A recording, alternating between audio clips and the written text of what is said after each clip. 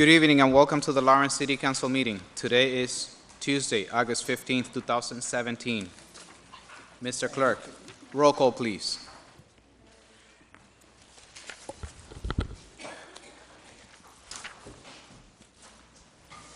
Councilor Reyes. Present. Councilor DePena. Councilor Rodriguez. Present. Councilor Abdu. Present. Councilor Ortiz. Present. Councilor Maldonado. Present. Councilor Alvarez Rodriguez. Council Vice President LaPlante. Present. And Council President Vasquez. Present. Please join me for a moment of silence.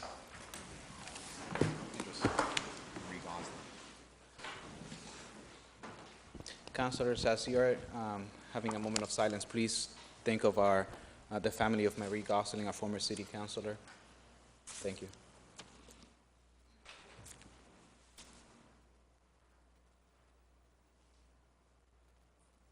Now, please join me in the Pledge of Allegiance.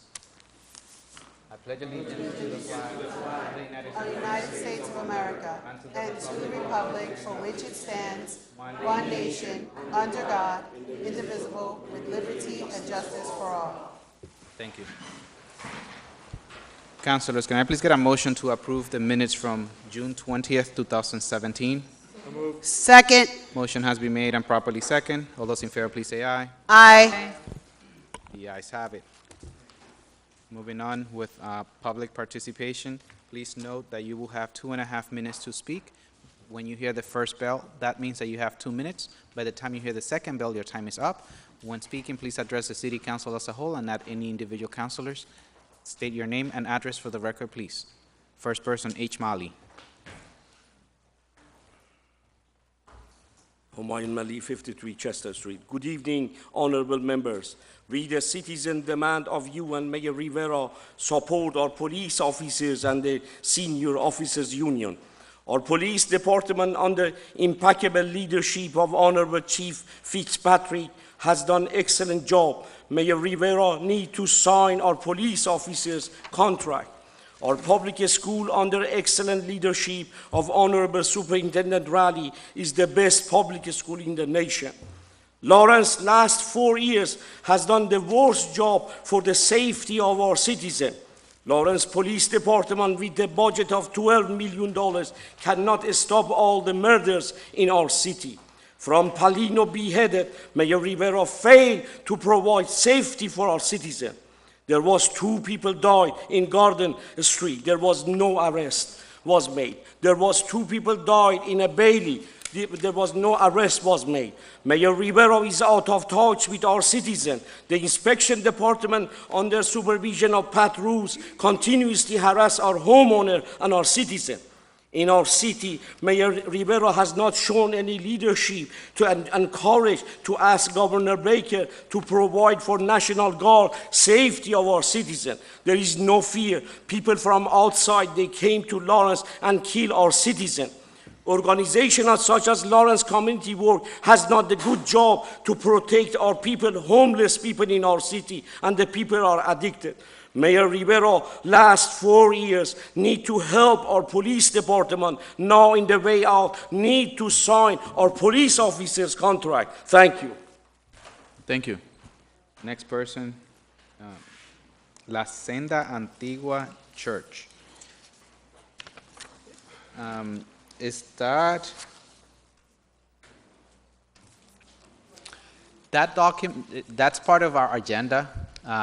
I will be referring that document to the Ordinance Committee for review, unless you want to speak about something different, but that particular document is going to down to the Ordinance Committee. Okay, so I was told we were going to try to receive an emergency approval tonight, because it's for September 2nd, so I know that the board will not be meeting. Okay. Once public participation is over, we'll consider any emergency request. Okay? Okay, so I'm all set? Just wait a few minutes until public participation is over. Okay. All right, thank you very much. Next person is Carmen Lopez. Hello, good evening. My name is Carmen Lopez, and I'm seeking approval to use the park for a job fair. Do you have it in our agenda as well? Excuse me? Did you already submit a document to our agenda? Yes. Yes, they're here. Which document is it?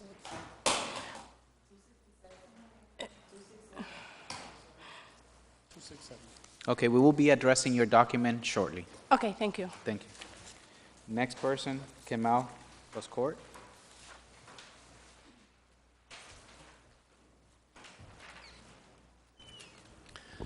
Good evening, Kemal Bozkurt, 11 Woodland Court. Tonight, I am here to share with you and with our citizens one of the sad news for me and whoever know him, for other people also. As you know, our city has many homeless people like other major cities. As you might know, I have been working at the library for 18 years. And there was one gentleman. His name was Frank. If I need to describe him, I'm sorry to describe that way, but I don't have other way to describe him. He has some extra here and huge in the back. So I know him since I started work at the library. And he was not a typical homeless person. He was coming to library every single day. And he wasn't bothering anybody. And he was sitting at the library all day alone, reading 4 newspapers. When he finished the newspapers, he was taking the encyclopedias and books, and maybe he was not only homeless patron, he was the maybe only patron. He was putting back to encyclopedias and the books to the shelf by himself. He was very intellectual person. How do I know? Sometimes, we were discussing, because he was reading all day alone. And he was one of the intellectual person. And unfortunately, I just came back from my home city, Istanbul, from vacation last Thursday. And he passed away day before came back Wednesday. So with this microphone, I am, reminding all of you and whoever is watching me right now, there will be a ceremony for him this Friday at the Bread and Roses at 1:30. And I am also requesting, dear counselors, to you, he was sitting, 2 places, like 9-10 hours at the library, same spot, every single day. If you don't mind, Mr. President, another 50 seconds maybe. He was sitting same place, same table at the library, and he was also sitting after the library, I believe, on Essex Street, at the end of the Essex Street. So if you want to think about to dedicate his name, and I will ask trustees to the libraries also, we might think homeless people are bad maybe, but believe me, he was one of the intellectual person. I just talked to a homeless director. Unfortunately, they are keeping him for 5 weeks, his body. Thank you very much. Thank you very much. Thank you. Thank you. Next person is Mark Ribet. Not sure if I pronounced your last name properly. Good evening, City Councilors. My name is Mark Rivet. I'm a retired Lawrence police officer serving 33 years for the city. I'm here to address what I consider an abuse of power and discrimination, not of race or religion, but abuse of power and discriminate against me because the current mayor does not like me. This past June, the mayor agreed to allow retired police officers and auxiliary officers work road jobs. Currently, there are 5 retired police officers and 9 auxiliary officers working road jobs. The mayor has refused to sign off my employment action form to allow me to work road jobs. It's no secret to some of these council members here that I've spoken to that the mayor does not particularly like me.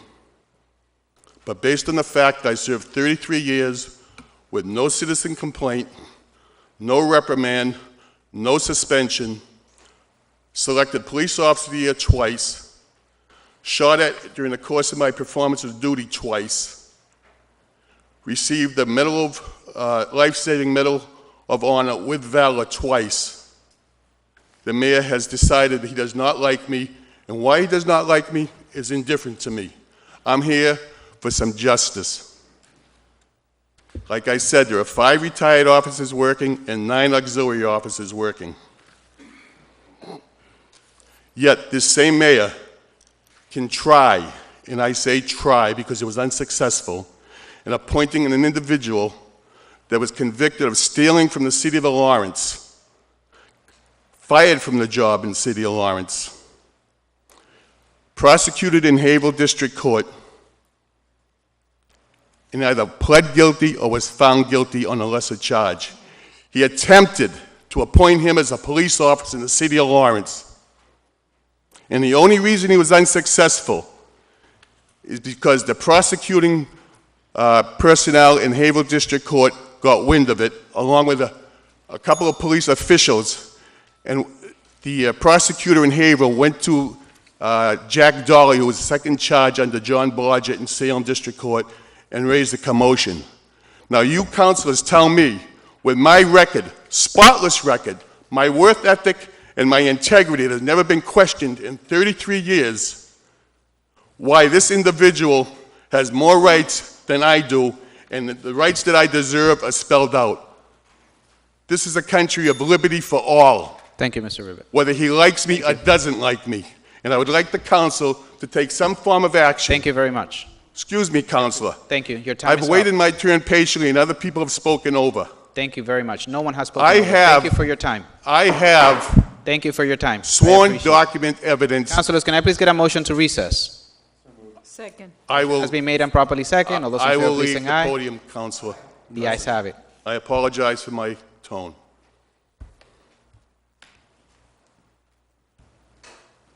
Is there a motion to come out of recess? So moved.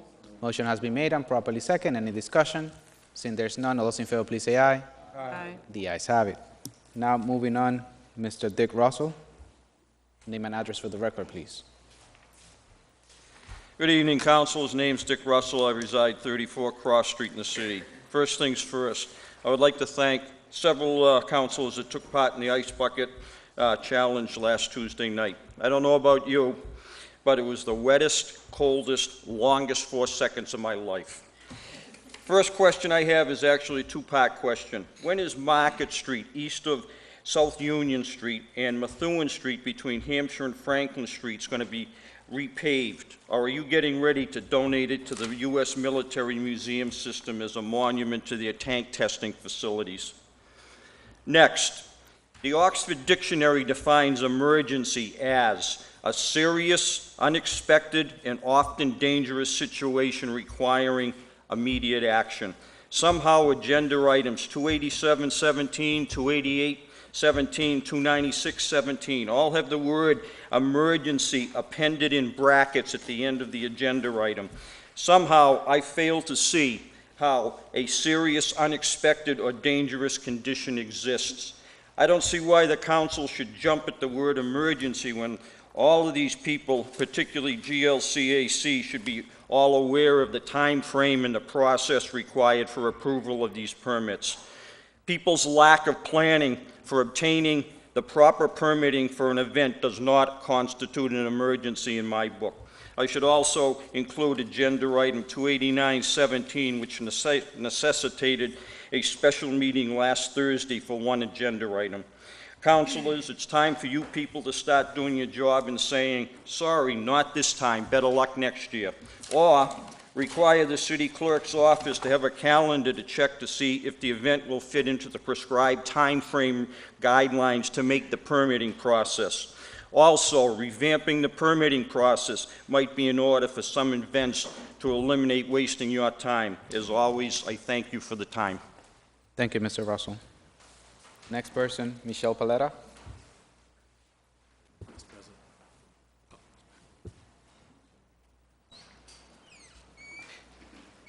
Councilors, we're currently offline. Can I please get a motion to recess? Motion to recess. Second. Motion has been made. No, can the motion be withdrawn? Motion to withdraw. Motion has, okay. Good evening. Name and address for the record, please. My name is Michelle Paletta, 198 Essex Street in Lawrence. I have three things on my little agenda here. One is, I noticed when I came in, the Council on Disabilities made it so that there would be one less row of chairs here so that disabled people could sit here. and there had been mats on the floor to distinguish that there was people here. When I came in, I had to move all the chairs so that I could sit here where I could hear. I don't know why those chairs are there. I don't know who put them there.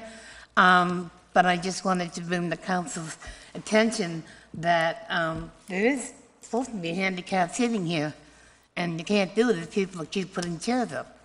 That was the whole idea of the project. The second one is noise on the common. Now, I know they have music, and there's a lot of things going on the common, which is fine. On one side of the common, there's elderly housing. On the other side, there's elderly housing. And you can hear the music like you were in the middle of the common. There has got to be some limit to how loud that music can be. At one point, I had to call the police, and they went down, and it did calm down. I mean, it doesn't have to be that you have to hear it from here to there, but it shouldn't affect people living on both sides of the street. It's that loud, it's just impossible. Also, speeding on Essex Street. I swear they go 40 miles an hour. I have been hit once. I've been hit almost 3 times. One time, just coming across from Heavenly Donuts in the crosswalk with the sign, and if I hadn't moved back, I'd have been run over. This happens all the time. I talked to the police department. I said, do you have radars? Can you check here once in a while and see what the speed limit is?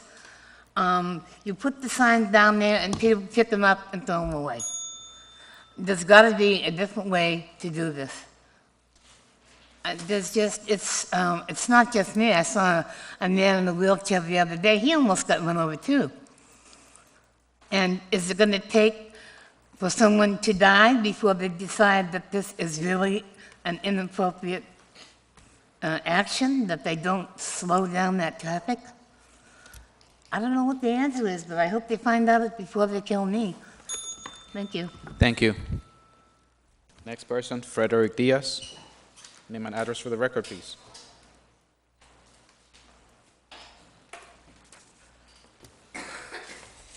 Good evening, guys. How are you? I'm here regarding Hell Street or let's see. Name and address for the record, please. Yeah, give me 1 second.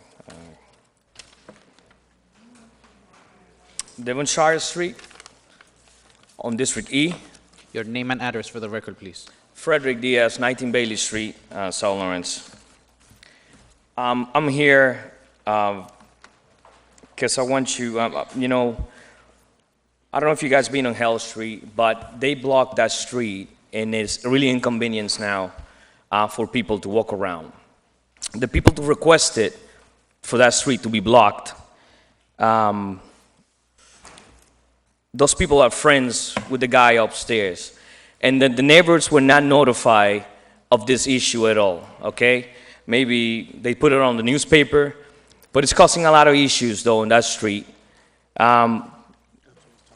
If you guys go there and see it yourself, you're going to see it's a monstrosity that was done there. And something needs to be done because it's really bad. The road on Hell Street is really narrow. People can barely park, can barely move. So they go to people's houses, driveways, in order to come back to the street. A lot of people don't even know that that's blocked. And then, like I say, neighbors were not notified the right way. It was a favor done by some people who live in 25 Hell Street, that they know some people, and it was done quietly. They block it, and you know, a lot of people there are not happy. So, and one of them is Maria Lopez. She's on her way here, and I guess she's gonna talk to him tonight. That's all that I want to say. Okay. Thank you. Thank you very much. Next person is Tim McConnell. Name and address for the Guys, record, Tim please. O'Connor, 94 Andover Street, Lawrence, Mass. Mine was just, I actually talked to Mark about this the other day when he came down to Pop Warner practice. The parking lot at the South Lawrence East School, hopefully it could come out of the school's budget, needs to be either repaved or at least lined, because during football season, we probably have over 50 cars there, and They're parked all different ways because there are no lines there whatsoever. So don't know what you guys can do about it. If you could do something, that would be great. Thank you. Thank you. Next person, Grace Marie Tomaselli.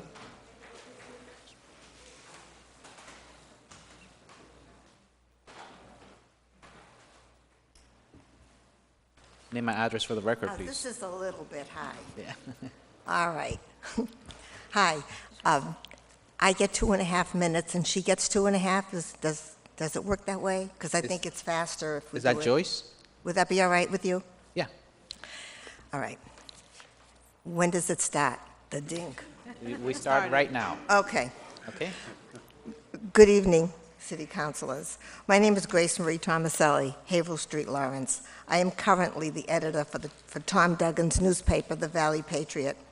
We are asking the City Council to please help me and my sister Joyce to keep our family home on Haverhill Street. I want to put you on notice of the suspicious activity going on in the city of Lawrence, which targeted us to take away our family home. We are now senior citizens, although we try very hard not to look it. We discovered that the City of Lawrence attorneys, Charles Body and Brian Corrigan, misrepresented material facts to the Northeast Housing Court. We were shocked that this could happen when lawyers take an oath not to lie to the court.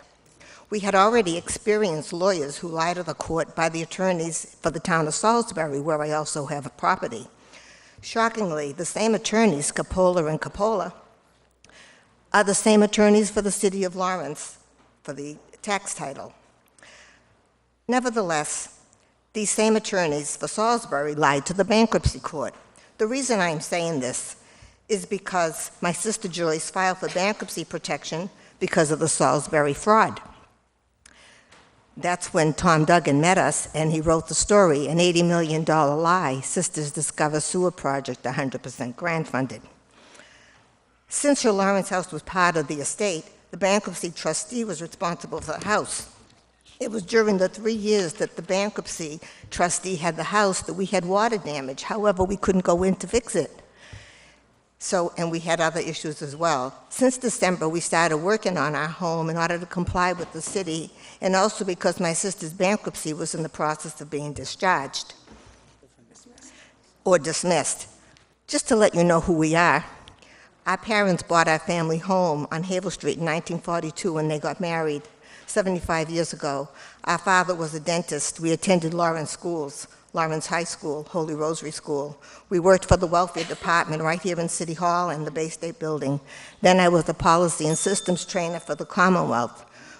We're now senior citizens and want you to know that we were bullied, harassed, intimidated, and targeted by Mayor Dan Rivera, Charles Body, Attorney Brian Corrigan, and Inspectional Services Pat Ruiz. And Mike Amano, you need to know these things are happening in your city, that we're being targeted by the mayor. We asked the mayor for help, and he said no, right to my face. Thank you. Does that mean I have 10 more seconds or what? Your 2.5 are up. Okay. Now, yeah. Next person is Joyce Tomaselli. Name and address for the record, please. And your 2.5 minutes will begin as soon as you speak. Pardon me? Your 2.5 minutes will begin as soon as you start speaking. Okay.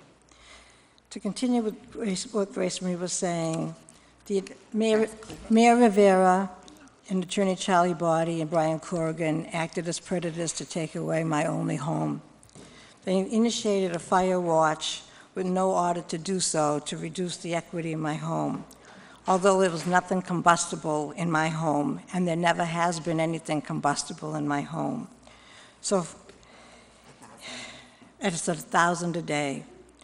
So far, they've cost me over $20,000 in legal fees to fight to keep my home, and thousands more, and I have done thousands in repairs. My home was ransacked while the trustee had possession of my property, and when I got back to the home a few months ago, in 2017, I had to have somebody help me pick up the items. It is apparent that I was targeted and discriminated. It is a fact that other people have been treated differently. Other people have garage roofs that were as bad or worse than mine, and they still have them standing, and Pat Ruger's made me take off my roof, and he even wanted me to demolish a cinder block garage that had no problem with it. I don't know if I said this. I'm a senior citizen. I've been a legal resident since 1948, and I'm a registered voter. The city tried relentlessly to take away my home. It is very or trashing it. Brian Corrigan came to my home and said, if you do not remove all of the items in your home within 2 days, we're going to trash it and put it into a dumpster. I ended up doing my best, but I ended up in the hospital. Actually, I ended up twice in the emergency rooms. It was so distressing. He was trying to make my home vacant, and it wasn't vacant. I have my possessions in there. I've had my possessions since 1948. He made me remove all my items. He was making me remove my pictures, clothes, shoes, all things. He ended up coming to my home and putting X's on my home, claiming it was vacant and abandoned, and it wasn't. It wasn't, but I want your help. I'm imploring your help. I would like these officials investigated. I don't think this is an isolated incident, and perhaps it is. They should be they should be removed from office. This is not fair to target people, bully people. It's an abuse of power, and I don't know what their motive is, but it's not fair. Thank you very much. Thank you for hearing me. Next person is Loliara Wiggle.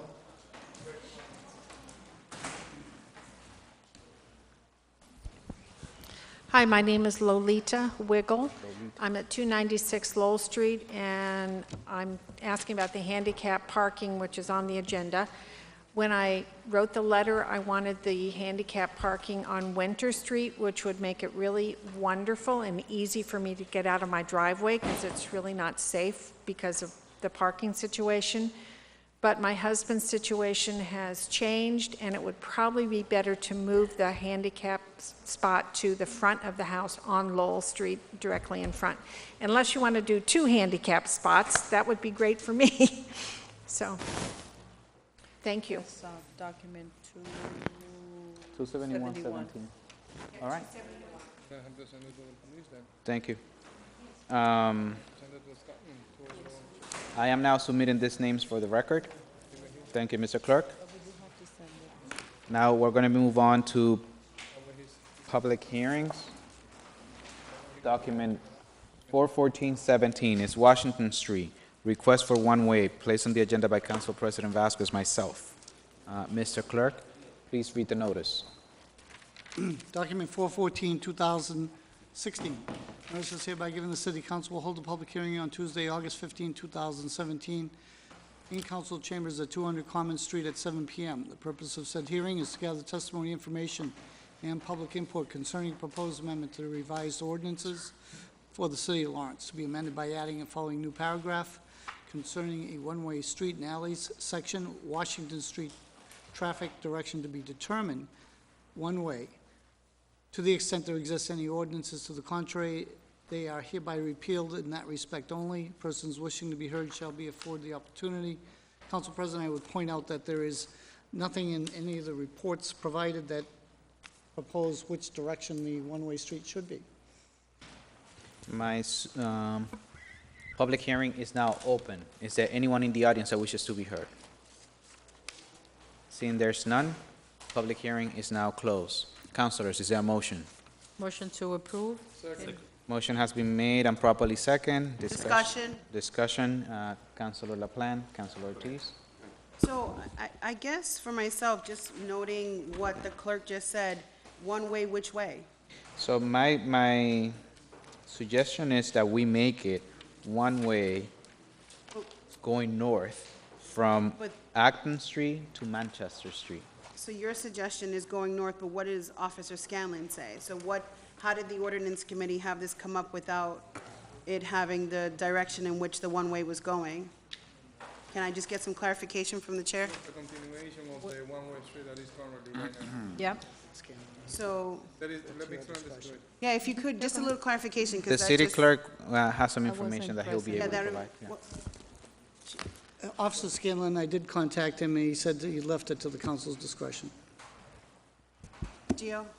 Right now, there is a common situation, there is one way to half of the street, right? No, that's Walnut Street. That's, yeah, Walnut. Walnut. So the suggestion that I had offered to Officer Scallon is to make it one way going north. Residents have requested that it will be more convenient for them. But if the council wishes to wait for a recommendation from the officer, we could table No, the he said document. that it's up to us. Yeah. Yes.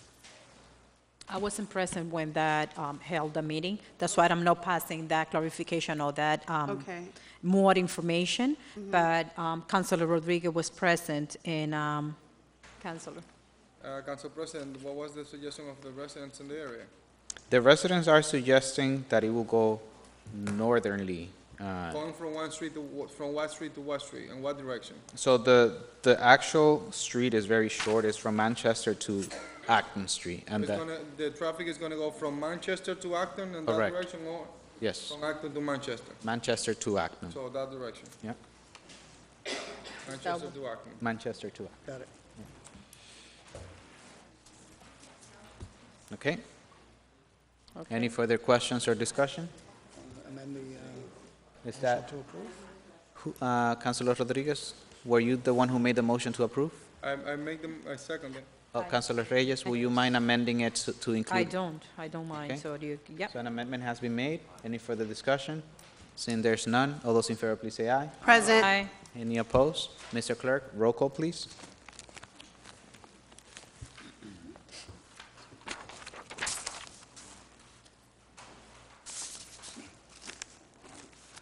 Council Reyes? Yes. Council DePena? Yes. Council Rodriguez? Yes. Councilor Abdu? Yes. Councilor Ortiz? Present. Noted. Councilor Maldonado? Yes. Councilor Alvarez Rodriguez, Council Vice President LaPlante, Yes. and Council President Vasquez. Yes, motion carries. 7. Next document is document 12417, which is the wage theft ordinance. It was also placed on the agenda by myself. I will request that we table this document. The Merrimack Valley Labor Council wishes to speak on this item. They will not be able to be here today for it. So we'll read the public hearing and, Reopen it. yep, so it will stay open. Mr. Clerk, please read the notice.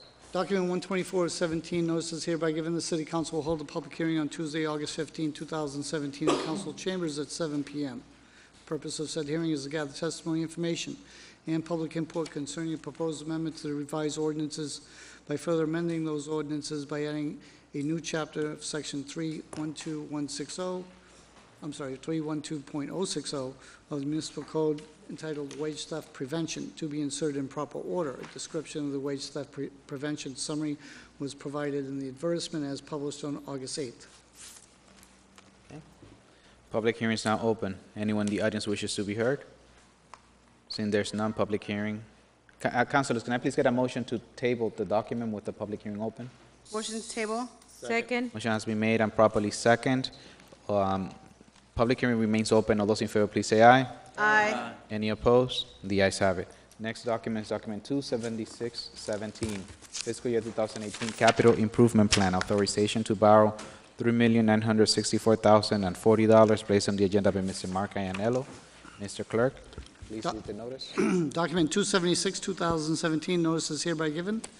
The City Council will hold a public hearing on Tuesday, August 15th, 2017, in Council Chambers, 200 Common Street, at 7 p.m. The purpose of said hearing is to gather testimony, information, and public input concerning the consideration of an authorization for the City of Lawrence, of the Lawrence City Council upon the following proposed loan orders.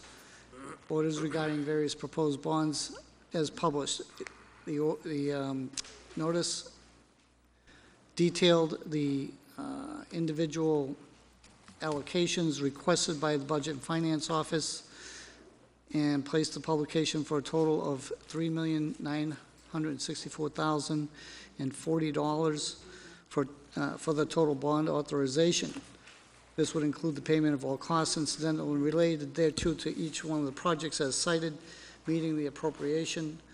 The treasurer, with the approval of the mayor, would be authorized to borrow the amount under and pursuant to Chapter 44 of Section 7, subsection 1, Section 7, subsection 9 of the general laws as applicable and pursuant to any other enabling authority, and to issue the bonds noted in the city charter.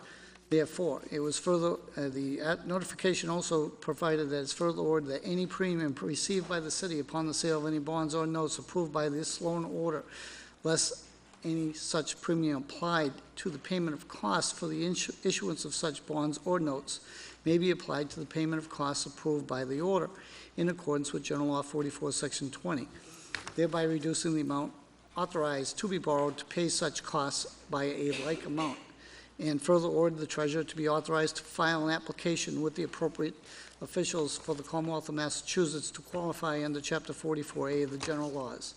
Any and all bonds of the city authorized to be borrowed pursuant to the loan order, and to provide such information and execute such documents as such officials of the Commonwealth may require in condition therewith. Persons wishing to be heard shall be afforded the opportunity as published on August 8th. Thank you, Mr. Clerk. Public hearing is now open. Is there anyone in the audience that wishes to be heard? Name and address for the record, please. Name's Dick Russell, 34 Cross Street. I may be a little bit out of touch with the reality of it, but if I'm not mistaken, the city police department is going to be getting somewhere around $950,000 to upgrade their police radio communication system. Got no problem with that. I do have an issue. The fire department is getting about, if I'm not mistaken, $450,000 to slap repairs on their system. 4.5 years ago, January 1st, 2013, the FCC mandated that the VHF public safety radio systems had to narrow band. In effect, when they narrow banded, they lost at least half of their power capacity. So in order for the fire department to have a similar power signal strength that they had 4.5 years ago, they would have to either double or quadruple their power. I listen to the scanner quite frequently, to say the least, and I have noticed a severe degradation of the Lawrence Fire Department's system. I have heard cases where the chief on one side of the building could not communicate with his firefighters on the other side of the building. He had to go through the dispatch across town and then come back. That is an issue. I want to know why money isn't being allocated to bring the Lawrence Fire Department's radio system up to proper safety standards. I mean, I know the police, their radios, I can't use the proper technical term, their radio systems are falling apart. The fire departments, in my opinion, they need their radios, even though they aren't used as much, they need their radios even more than the police do. I understand the police do have to upgrade. I know what they're doing, I got no problem with it. But the fire department should not be the red-headed stepchild of the communication system in Lawrence. Thank you. Thank you. Is there anyone else in the audience that wishes to be heard? Hi, Tim again, South Lawrence East Little League, Vice President, Lawrence Pop Warner, Vice President. Part of the capital improvement plan is for our final, hopefully, a concession stand with storage and working bathrooms over at the South Lawrence East Shunshine Park field. Just hope you all, obviously you all know that because I'm here a lot telling you about it and how bad we need it. So just vote with your hearts and vote yes. Remember, it's not for me. Everything I've been doing for the past 10 years, I do it for free. It's for the kids of this town. Get them off the streets. Give them a place that they love coming to every single day. Thank you. Thank you. Is there anyone else in the audience that wishes to be heard? Seeing there's none, public hearing is now closed. Council President? Mr. Vice President? I'd like to make a motion that we adopt a capital improvement plan bond authorization for the sum of $3,964,040. Make that in the form of a motion. Second. Motion has been made and properly second. All those in favor of any discussion? Discussion. Discussion, Councilor Maldonado. Is Mr. Anello here? Mr. Anello? Presenting him? Okay.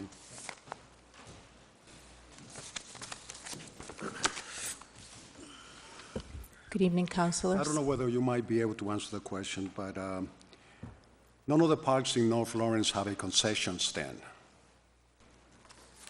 That probably will be better answered by our DPW No, director. again, I understand that you may Oh, not okay. be able to answer the question, but none of the parks on the north side of Lawrence have a concession stand, and yet we are spending $250,000 to renovate one. It seems to me that we are spending money not considering whatever happens on the north side in many of the parks. And it seems to me that the city should take into account that there's another part of the city, the north. And obviously, when I see spending just on the south side of the city,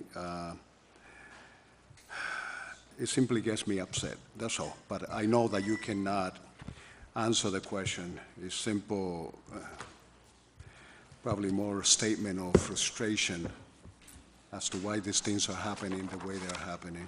Sorry, thank you. Councilors, Councilor Ortiz? Thank you. Before I move forward with my statement, I just have an emotional reaction to my colleague's statement. I don't see this capital improvement plan as being a north and south thing. I think that that's an old way of looking at things. I think it's the more correct way of looking at this capital improvement plan is actually looking, is it fiscally responsible, and look at the line items, and are we spending money redundantly on things that we have already renovated, and why are we putting more money into it, or is this a second phase? That's the direction of my questions. I think that rhetoric like that just divides our city more, and I couldn't be in more disagreement with the statement that my colleague has made, and I'm surprised that that's the direction that he went with the time of discussion.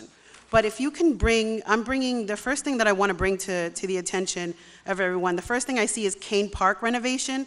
The park was already renovated, so how come we are spending an additional $150,000? And I'm going line by line for what I have questions on and what I feel like, okay, check, that's right. I understand why we're doing that. So Kane, we already had the renovation of Kane Park. What is the additional $150,000 for, and why are we spending it? Good evening, councilors. The money that's been allocated for the Kane Park remediation is that we've identified some construction issues that were left lingering from the last remediation on the park, particularly as it had to do with some ponding issues that we've identified in the park. I'm sorry, repeat that? Ponding issues. And what's ponding? It's really not draining properly. Okay, so there's poor drainage at the Kane Park. Correct. And one of the other areas that we've been identified as well is some of the surface areas where we have the gym equipment current right now. Seems like the surface there is not really holding place together very well, and it's actually quote unquote disintegrating, for lack of a better term, and it's draining away. So we've identified certain areas that we're going to need to spend some money to fix together right now. And what's the resolution for this disintegration? The resolution? Yeah, what's the resolution that we're We'll looking be to do looking for probably that at area? reinstalling a different type of surface out there, or repairing the current surface that's out there right now.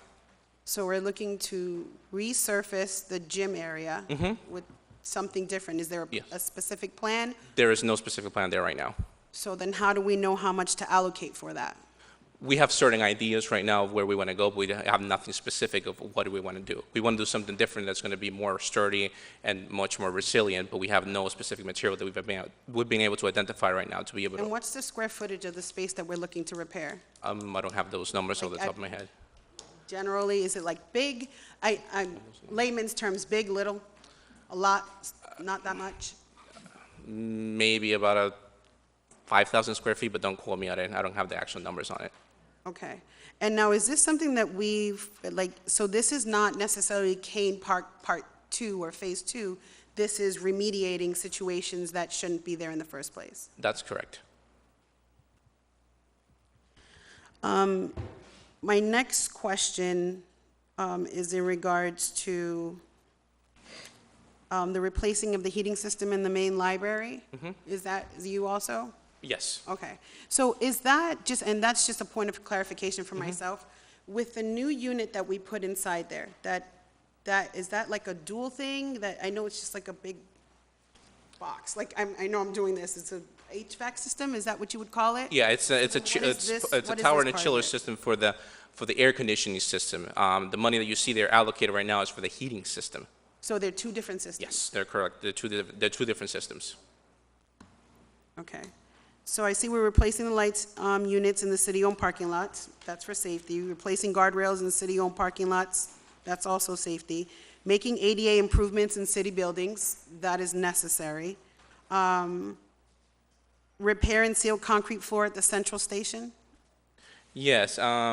As far as I understand, there was a project prior to my arrival where there was some remediation done to the central fire station floor as well, but that project was not completed, so it will be the second phase of that project. So this is phase 2. The Museum Square garage repairs is getting $200,000. What is the scope of that project? Because I frequent the garage, and I think that number seems low to remediate all of the problems that were there. So do you have an idea of what it is that we're trying to tackle, and is this going to be a phased project?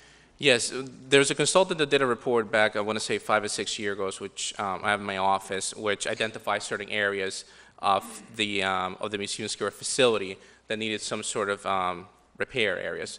Primarily, it limited itself to the facade of the building, the outside, the brick building, and also some of the internal structures like the deck, the beams, and the columns and whatnot. There were some spalling issues with the concrete and whatnot. So we've been able to identify that the first areas that we want to try to repair is the spalling of the concrete on the inside, which essentially there's some pieces of concrete that are falling from the side of the building, both on the floors and the columns and on the beams from top. So that's one of the first areas that we want to be able to address with this money that we have right now. But that wouldn't be the only thing that would be addressed at this point in time.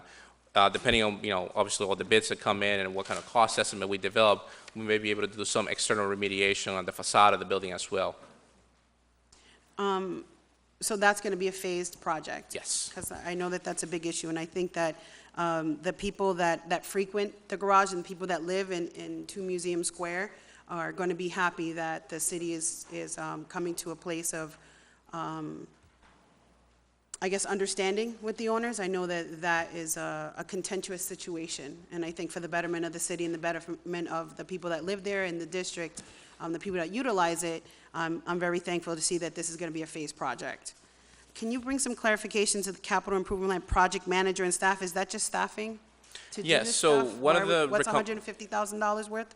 Yeah, one of the recommendations that was issued by the fiscal overseer that I have right now is that we recommend that the city should need to have a full-time dedicated person to manage the capital improvement right now. Currently, those responsibilities are being delegated to various different departments in the city, whether it's fire, DPW, public schools, planning and development. But there has been then centralized person or staff that will manage these projects, the bidding, the oversight, the financial management and whatnot. So one of the recommendations that he issued is that we should budget to have one person to be able to essentially manage these projects on behalf of the city. So that would be the responsibilities of this capital project manager that's included in the program. Now, is this a new FTE for the city, or is this a consultant? I don't think that determination has been made yet of whether it's going to be a full-time person or a consultant. I think right now we're just trying to get the money allocated, and then I think that determination will be made later of whether it's going to be an ordinance position or it's going to be a consultant that's going to be coming in to do that oversight for the city. Did we see this in the original budget? I don't think it was part of the original budget, no. Because this is, from what I understand, this is being funded separately through the capital improvement, not through the operating budget. But the long term of the person, the longevity of the position would have to be taken up by the city eventually, if we went with a new FTE. I would assume so, but I can't really speak to that. Buckley Repairs, that means you guys are resurfacing the outside. I know a little bit about that project. The Buckley Repairs, is that inside and outside, or is that just surface-wise? There is some work that's being done as a part of a grant project by Planning and Development for the outside of the building. I believe so. This isn't part of that. This is more different. internal repairs. So this is internal. And I'm asking that question about it because I wanted to distinguish the projects to see if it's one and the same, or if two different things are going into the Buckley station. I know that for the Buckley bus station, we are using it as a hub, and we're trying to establish a new bus route that is connecting the bus route to the bus to the train.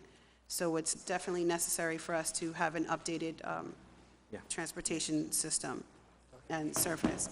And South Lawrence East concession and stand renovation, that's a no-brainer. That's an excellent idea for that area, and it's been well discussed publicly, so the public is aware of it, and no more hamburgers out of bins and backs of trucks is what I see there. It's also a service to the kids that are in that area, and and it services not just South Lawrence East, but the Kane Park, which sees soccer now as well as the football and baseball that's happening. So it is for that whole entire area. It's not specific to one organization. So that's clear for the community. My question to refresh City Hall network IT equipment, and that might be better served through, I'm certain we oh, Louis is here, that's great. I remember, and I'll wait for Louis to come up.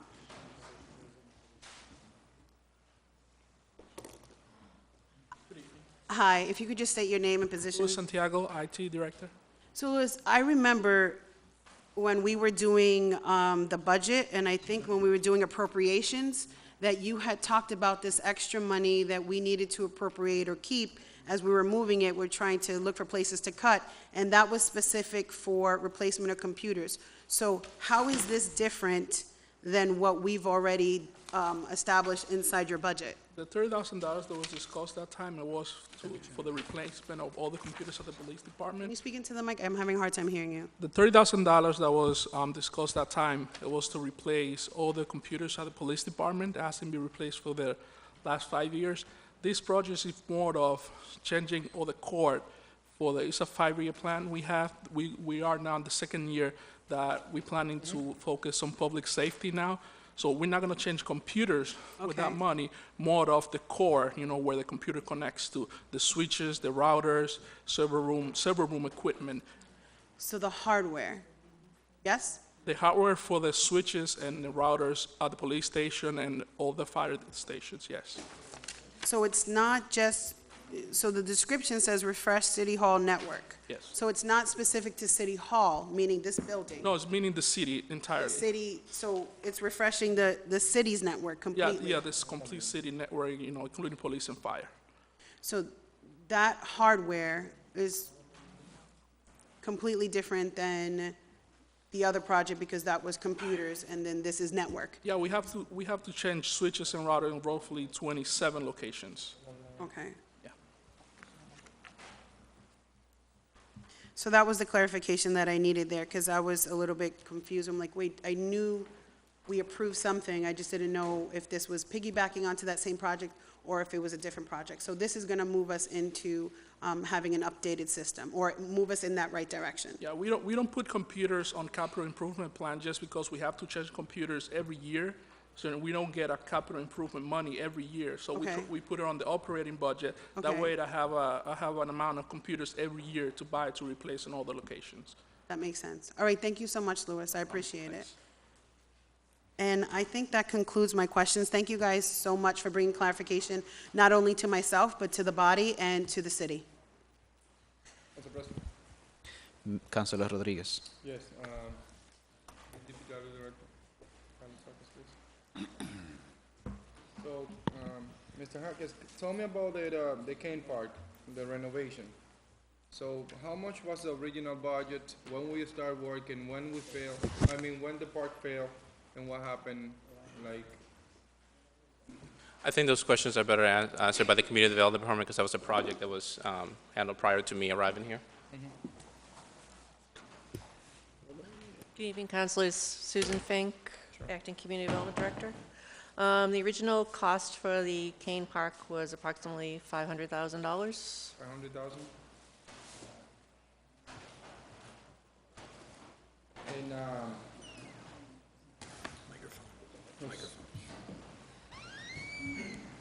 sorry about that.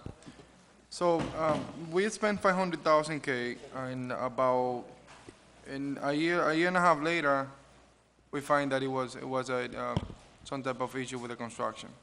Correct. Did we hold anybody accountable for this? Generally in construction, you only get a one-year warranty on workmanship. There's only a one-year warranty on workmanship in construction projects. I thought it was 2 years, put into the city ordinance.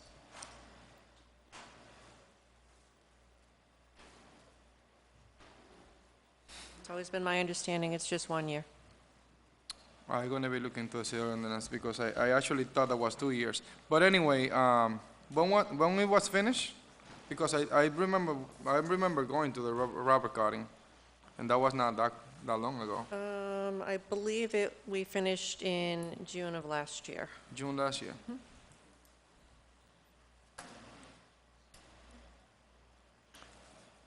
Do you know why it's not draining properly? That I don't know. Carlos, do you know why? We haven't been able to ascertain exactly what is the issue, or what's causing the particular ponding issue. That's part of going to be the remediation process, is doing some sort of assessment to the subsurface conditions of the fields and determine what's causing this ponding issue. So the 150,000 is only for the assessment, or is only to fix the problem? We expect that it's going to be for both things.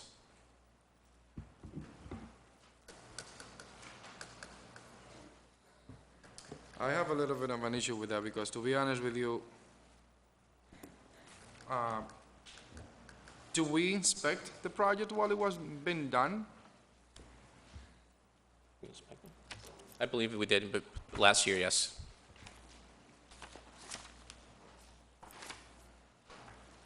Do we have quality assurance reports? No, we don't have any. Are we gonna learn anything from this? Yes, we will. Gonna cost $150,000 to the city. All right. Carlos, I have another question for you. Mission Square, the parking repairs. Are we generating any money from the Mission Square garage? Are we generating any money? I wouldn't be able to answer that question for you, Council. I think probably the Finance Director would probably give you that information. I'm assuming we are.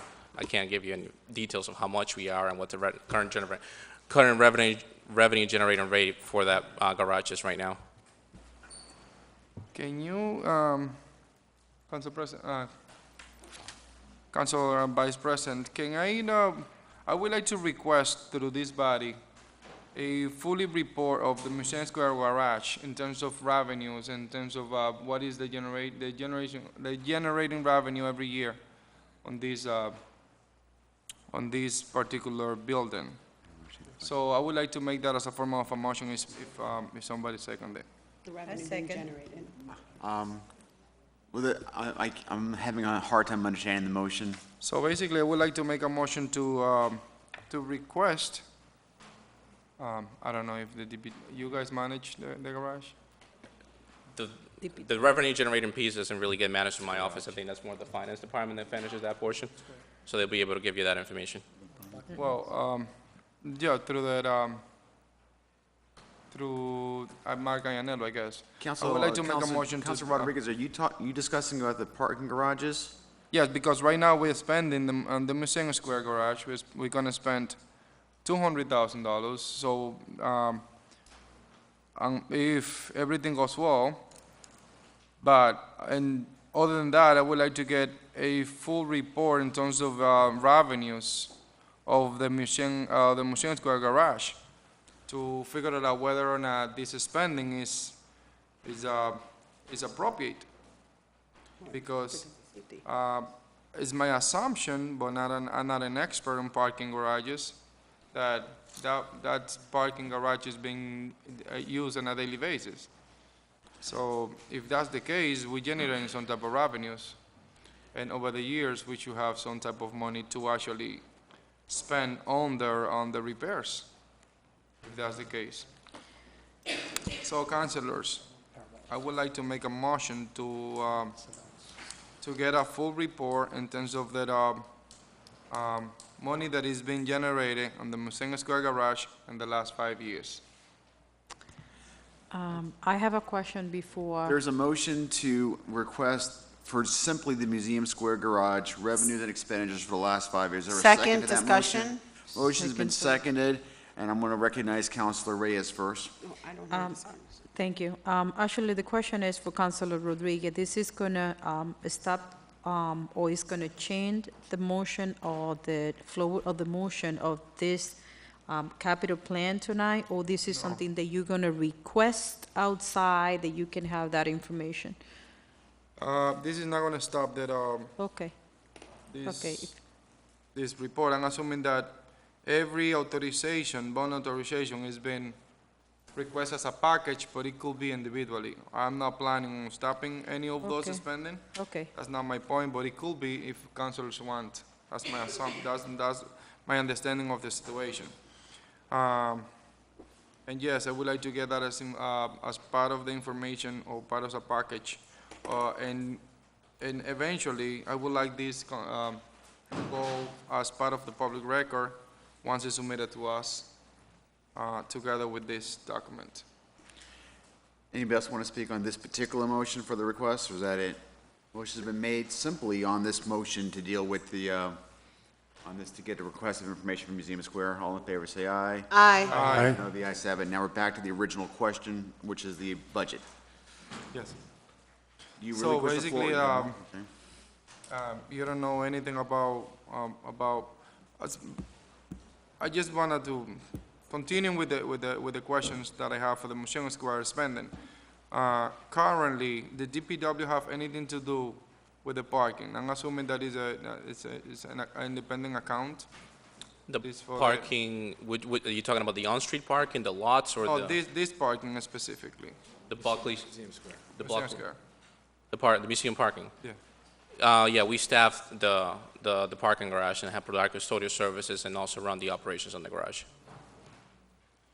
So essentially, I would like to see on that request that I just made, that information that you provide, how much it costs to the city and how much we are generating, if any, and any deal that have with that specific garage. Because right now, we're spending $200,000 that the taxpayer from the city of Lawrence are gonna be paying on something that, not even me, it's clear that I'm here. Thank you so much. Through you, Vice President. Are you done, Councilor Giovanni, or Rodriguez? Very Thank you so good. much. Have you had a chance to speak yet? Yeah, I have had a chance to You've had a speak. chance. Anybody else who has not had a chance to speak? I'm going to go with Mr. Maldonado first, because he asked. Mr. Maldonado? Thank you. Carlos, the concession stand, what is the square footage of the building, the current square footage of the building? Do you have an idea? I'm sorry, Councilman? What is the square footage of the current building? There is no building. There is no current building right now. No building, There's no current building? No. a new one. Then why is it say renovation? I think it might just be a typo on the title of the project itself, but there's no current existing concession stand at St. Lawrence East right now. This will be for a brand-new building. Okay, so you are building something totally new, Yes. not renovation, No. because it doesn't say that here. It says renovation. Okay. Councilor Ortiz? Thank you. Mr. Harkis, I just want to go and give a little bit of history and impact onto the Kane Park renovation for the purpose of putting it on the forefront of this body's mind and of the city's mind that we're doing a lot of green space renovations at the moment. And I know that this was before your time, but the impact that the Kane Park issue had on the community was pretty big. So historically, it's been used for youth soccer, and they lost a whole season of usage in that park this past spring. That required a lot of logistical changes that also required additional cost, and that affected the community overall. I think that as with you being at the helm of this and us being fiscally responsible, as we're doing so many projects at the same time, What I don't want to see in the future is us having to remediate a situation that could have been prevented in the first place. Consulting the people that know systems best. And so I'm really excited about the changes that are happening. I'm really excited about the renovations that are happening in our parks. But I know that our pockets can only stretch but so big, and that we need to be careful with every dollar that we spend and how we spend it. And so I think this just it just brought it back to me. It just gives me a little bit of pause as we're looking at things and deciding how it is that we're going to renovate our parks. I know that we've had robust conversations about green space and trying to uplift the spaces that we already have. But if we learn anything from Kane Park, and I think that we should look at who's responsible for this and if we can recoup any of the time and the money that we have spent in addition to this. Because I know we had to rest the field. I know that there were some things that your staff had to do extra to be able to get some resolution for this so that we don't do these mistakes again. And that's just my kind of 2 cents on it as far as us just being fiscally responsible, because we do have a lot of competing projects at the moment in our green spaces, and it's really exciting. I know that there are two or three parks on the north that you had just finished doing. There's a park in District D that just got together. What park is that, Counselor? Yeah, there's. And that was in North. And I know that in West Street, is there a name to that park on? We're going. I'm sorry? We're going. We're going, that you guys are doing a whole new thing there, and that's also in North, correct? Yes. Okay, perfect. And I know that O'Neill is being looked at next to the library, and that's also in North, correct? And I know that we just met about Sturrow Park.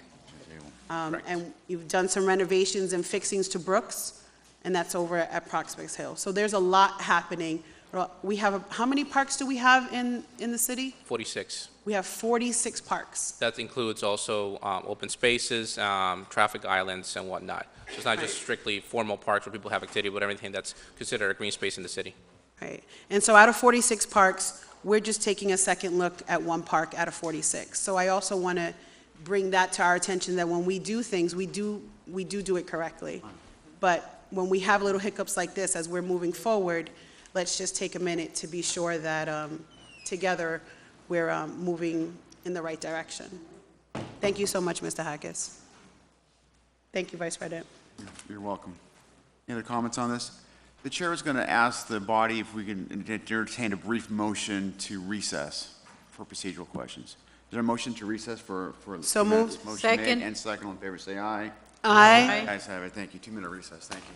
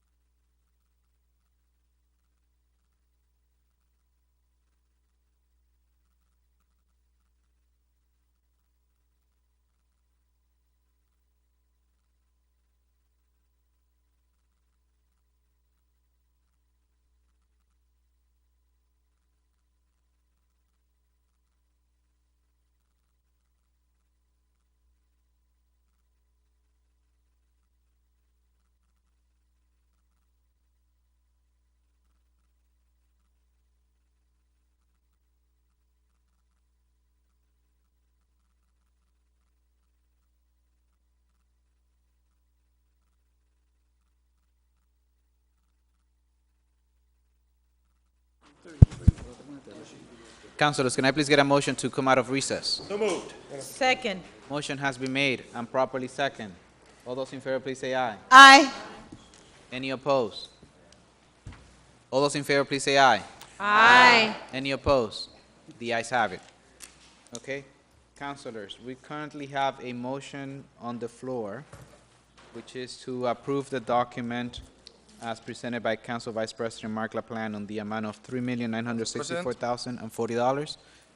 Councilor Rodriguez. Yes, I would like to ask Councilor LaPlante to take a friendly amendment of splitting the document into two, and which basically going to be two documents, A and B, and which basically the B document is going to be reflecting the $150,000 for Kane Park renovation, and because I would like to get a legal opinion in terms of having the city getting probably a better legal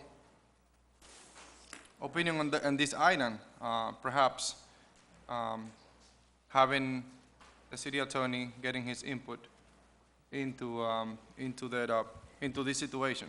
Right now, everybody knows that that park the rubber carving was a year and 2 months, and right now we have to pay $150,000 for it. So essentially, if we split the document into two, we're going to be asking for the approval of everything except the $150, and keeping the $150,000 here, asking the city attorney to get his input into the situation before we actually approve it. Okay. So, Councilor LaPlante, are you willing to accept this friendly amendment on this item? No. Council President, I would like to make that as a form of a motion anyway. A motion has been made to split the document into two, document 276A and document 276B. Document 276A will be for the approval of the capital improvement plan on the amount of, if you bear with me for 1 second, $3,964,000.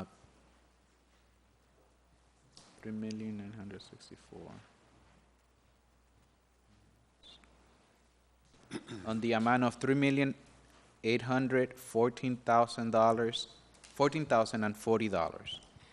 Excuse me, Counselor. Can I just want to remind everyone, all the projects in the capital improvement plans were approved by the City Council on the July 11th. The order before you is just to authorize the borrowing for those projects? Yes. So the suggestion by Councilor Rodriguez is that we still authorize the borrowing on the amount of $3,814,040 tonight for all the projects except for the Kane Park renovation, which is $150, and to table that document and to be approved in the following meeting when he received the information. I'll second the motion. So a motion was made to split the document, and it's been properly seconded. Any further discussion? Discussion. Discussion, Councilor LaPlante and Councilor Maldonado.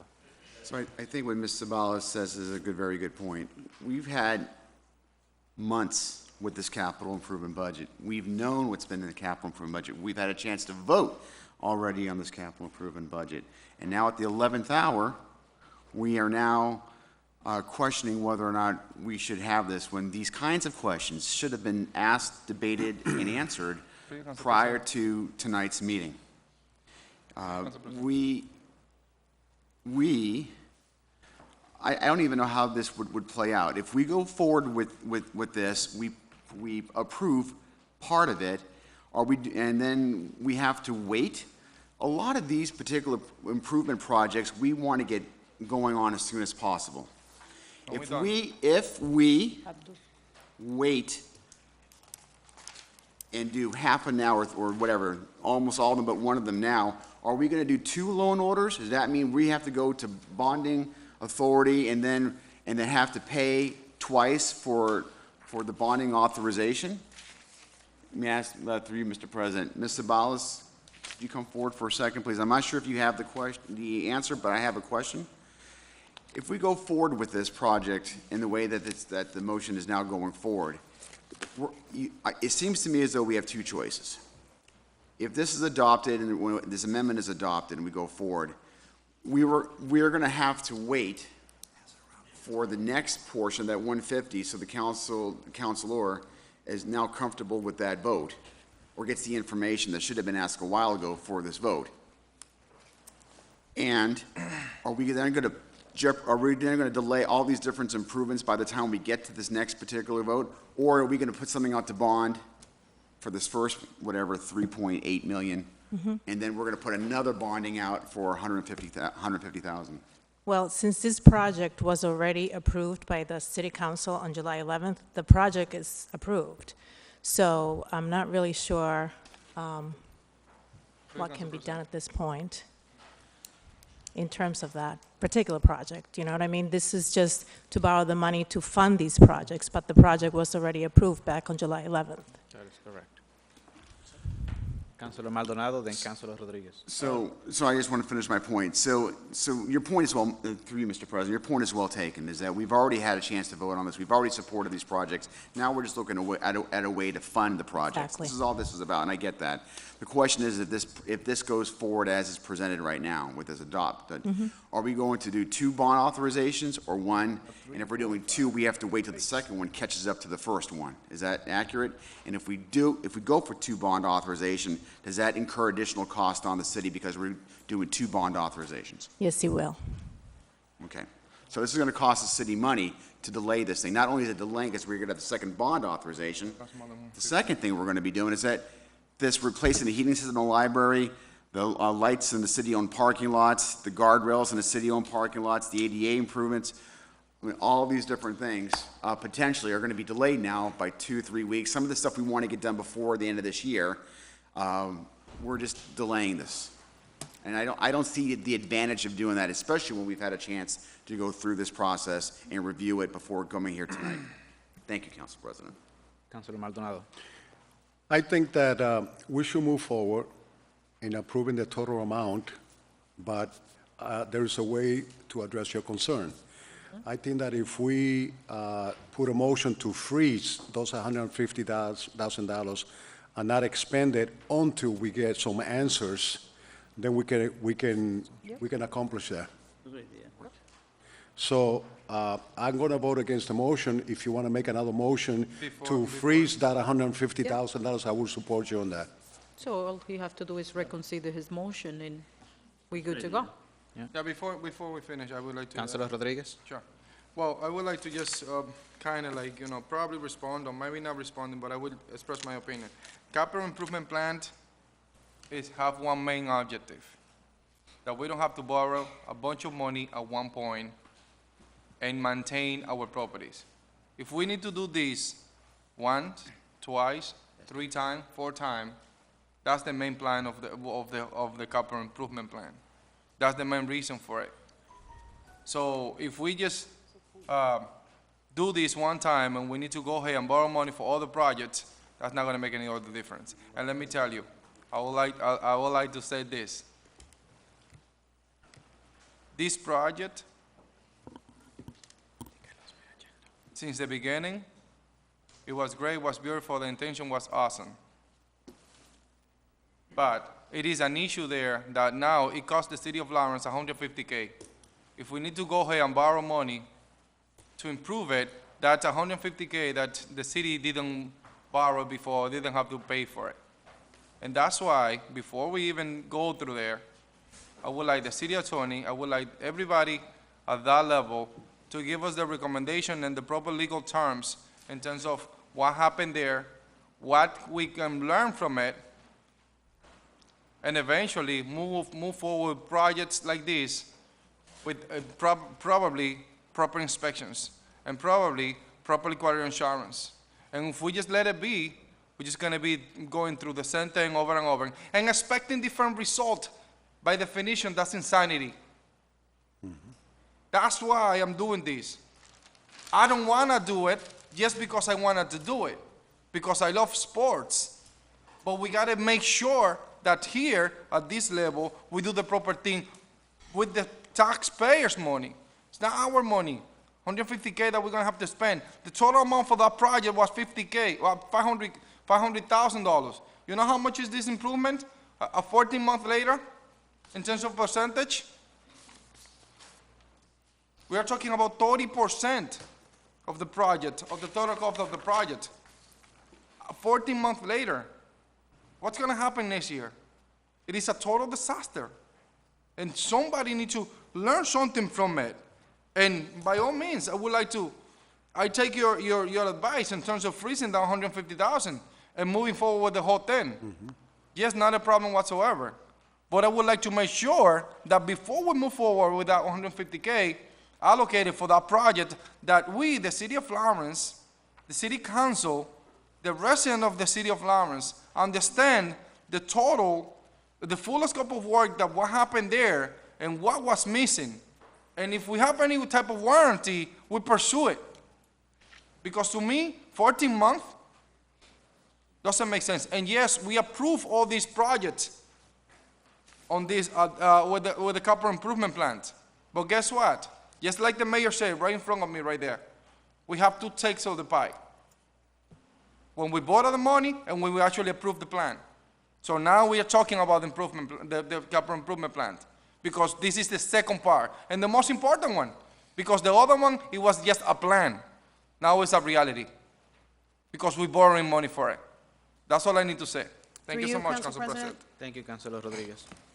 We have Councilor Reyes. No, I'm all set. Just, All he's gonna freeze the portion of 150,000, and he said yes, so I don't have any other question. We do have a motion on the floor at this moment. Councilor For you, Rodriguez. Councilor? So I would May like to, I, just a matter of procedure, if he withdraw his motion and then make another motion He to hasn't- freeze the money, I believe that the council vice president will accept that amendment to his motion. At this point, what is on the table is a motion presented. Councilor Rodriguez, what's your idea now? Do you want to withdraw your motion, amend it? What would you like to do? there is a possibility that I can amend the motion to Yes. approve the entire, go with the original motion and freeze the 150,000 for that project. So there's, before we all speak, Council Vice President. Yes. There's a friendly amendment that has been submitted to your original motion to freeze 150,000, the value of $150,000. Specifically for that project. Specifically. Do you accept or decline the friendly amendment? And with one point of clarification, is he withdrawing the motion, the previous motion? Will the motion be withdrawn, Councilor Rodriguez? Previous motion. The previous motion. And then Yes. continue with the amendment? Yes. Yes. Yes, I will Okay, withdraw it. so If motion the has been amendment is withdrawn. accepted. Motion has been withdrawn, and a Second. friendly amendment has been presented. I accept the friendly amendment. Friendly And amendment by has the been way, I would like to accepted. clarify the motion. It's just for that specific I- project that came, Yes. not the 150,000 for the entire thing, just for that specific project. Okay. Thank you so much. I don't know if legally that can happen. Once we appropriate the money, we appropriate the money, but We are freezing 150,000, I'm not sure $150,000. we have that authority, but Yes, that's why I have that clarified. It will, We borrowed $3,964,000 with the amendment of freezing 150,000 specifically for that project, after we clarify the situation. Is that possible legally? no. And then what we doing?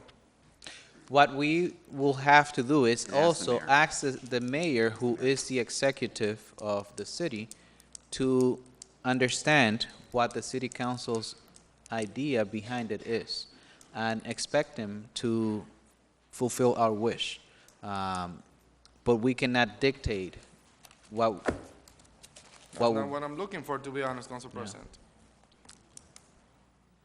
So it's gonna be up to somebody that is not here right now, the mayor. Chief of Staff, are you still in the room? It's gonna be up to the mayor. I mean, it's a compromise. It's the chief of staff, I doesn't certainly mean can much. accept it, but it may not, we may not have any teeth. Right. I know you might not have an answer to the request that has been presented before the city council tonight. But do you think that Mayor Rivera would understand the concept behind the wish being presented by the city council tonight. Sure, that you would borrow the full amount under the CIP request and earmark 150, that it be tagged till you get the answers that you want on the Kane Park. So the only part that is confusing would be, if you're not satisfied with the answers on Kane Park, then what do you do? What is your intention with that money? I guess just to clarify that. See? That's- That's why I don't wanted to go with the beginning, with the plan that we have at the beginning. Because in that way, we don't have to borrow it. We agree or disagree. We just can't force them to do it. I think that we can ask for them. We could hold the approval for 30 days. Pending the answer. Every action taken by the city council needs 30 days.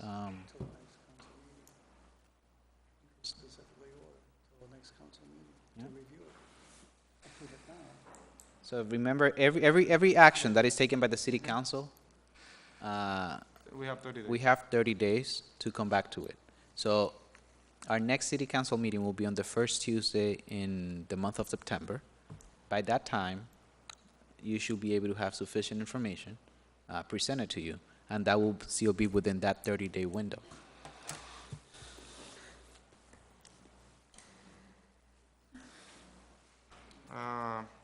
Or otherwise, it's gonna go by default, which is basically a situation that I personally wouldn't like to go through.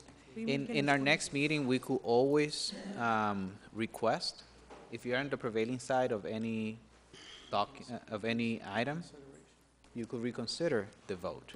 If you were to be on the prevailing side of any votes that are taken. So it will be reconsidered during the next council meeting without having to publish it on the agenda. Why don't we split it and that's it?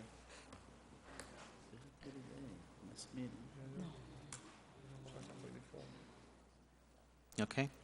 Councilors, we do have a Discussion. motion on the floor. Councilor Ortiz? Thank you. And I've accepted the friendly amendment, by the way. Okay, you have not. I have. Okay, so the amendment was accepted. Councilor Ortiz?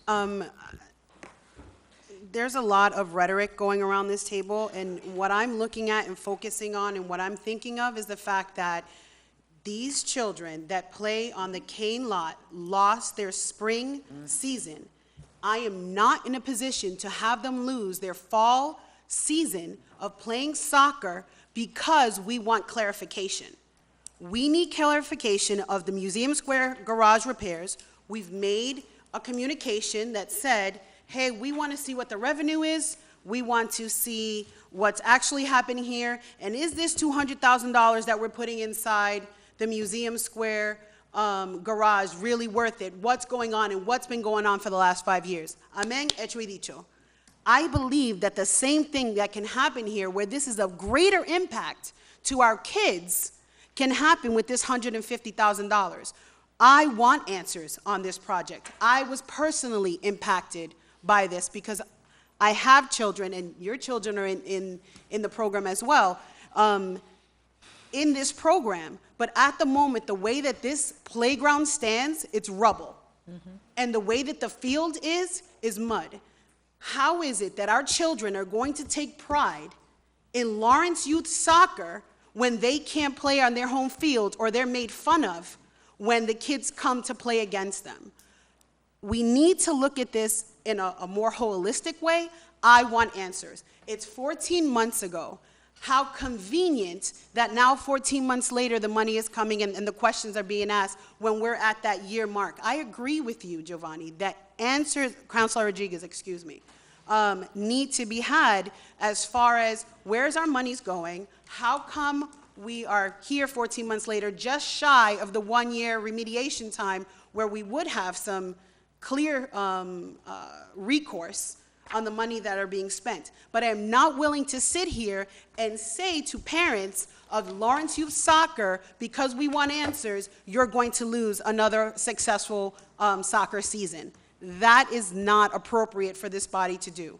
I think that we can go about this the same way that you're doing Museum Square Garage and get those answers, ask those questions, and make sure that the questions that we're asking and the answers that we're looking for in respect to Kane Park is also done for all the parks, because we have a lot of money being generated and being spent on all the different parks in this city, and I don't want this Kane Park to be another, I don't know how to say it in English, so I'm excited right now. Dicho, I don't know what's it saying, right? I'm like, dicho.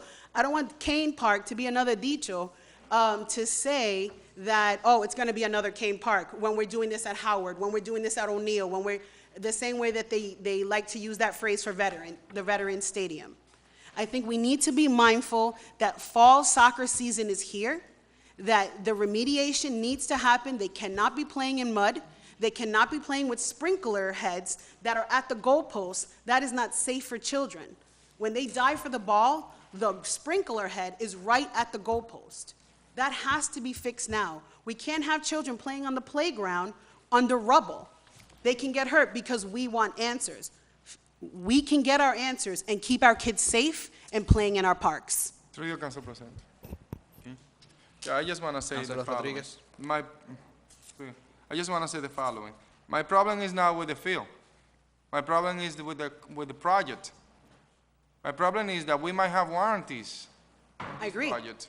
I agree. And the problem is that we are spending the money that we should pursue legally and find out whose fault is the problem right now, into who I mean, who are we gonna follow in terms of who was the person at fault at the beginning. That was the answer that I'm looking for. I agree. And if I need to sacrifice, they already basically the summer is gone, the fall is gone. Fall is not gone. Fall season is starting now. They play at the stadiums throughout. They can continue play at the stadium. And the thing is, the main problem here is not just where they're going to play. The problem is that the city of Lawrence is going to pay $150,000 for a repair so that we shouldn't have at the beginning. That's the whole thing. It's not about, oh no, they're going to play here. The difference between this and the Mission Square, we don't have warranties. It's been there for 30 years. City's been screwed up for 30 years with a garage. That's why I brought it up. And same thing is happening now with the 150K and another manners and another way. Why? Because we're not holding people accountable for this project. And that's the whole thing. This is why I would like to move forward with at the beginning, splitting the document in two and leaving the 150,000 here and not moving forward with the project. How do we get?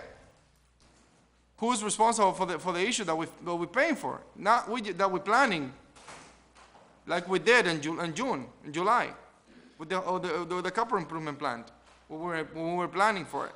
Now we're paying for it. That's the difference. So my whole concern is that we're paying $150,000 for something that can happen tomorrow because we're not learning from it. Because we're just moving forward with things in an accelerated way like we do in a lot of different things. I think our kids are worth more than $150,000. Yeah. Councilors, let's not go into a back and All right, no forth problem. debate here. I know we are all passionate about the subject. We do have a motion on the floor. I am ready to call the question. The motion, once again, Mr. Clerk, is? Mr. President, I believe that the amendment was accepted. I'm asking the clerk to read the motion as presented. Yes. The motion Sorry? presented to the Council of Plan is to approve the item, seconded by Council Reyes. The amendment accepted by Council of Plant is to freeze the $150,000 specifically for the Kane project as listed,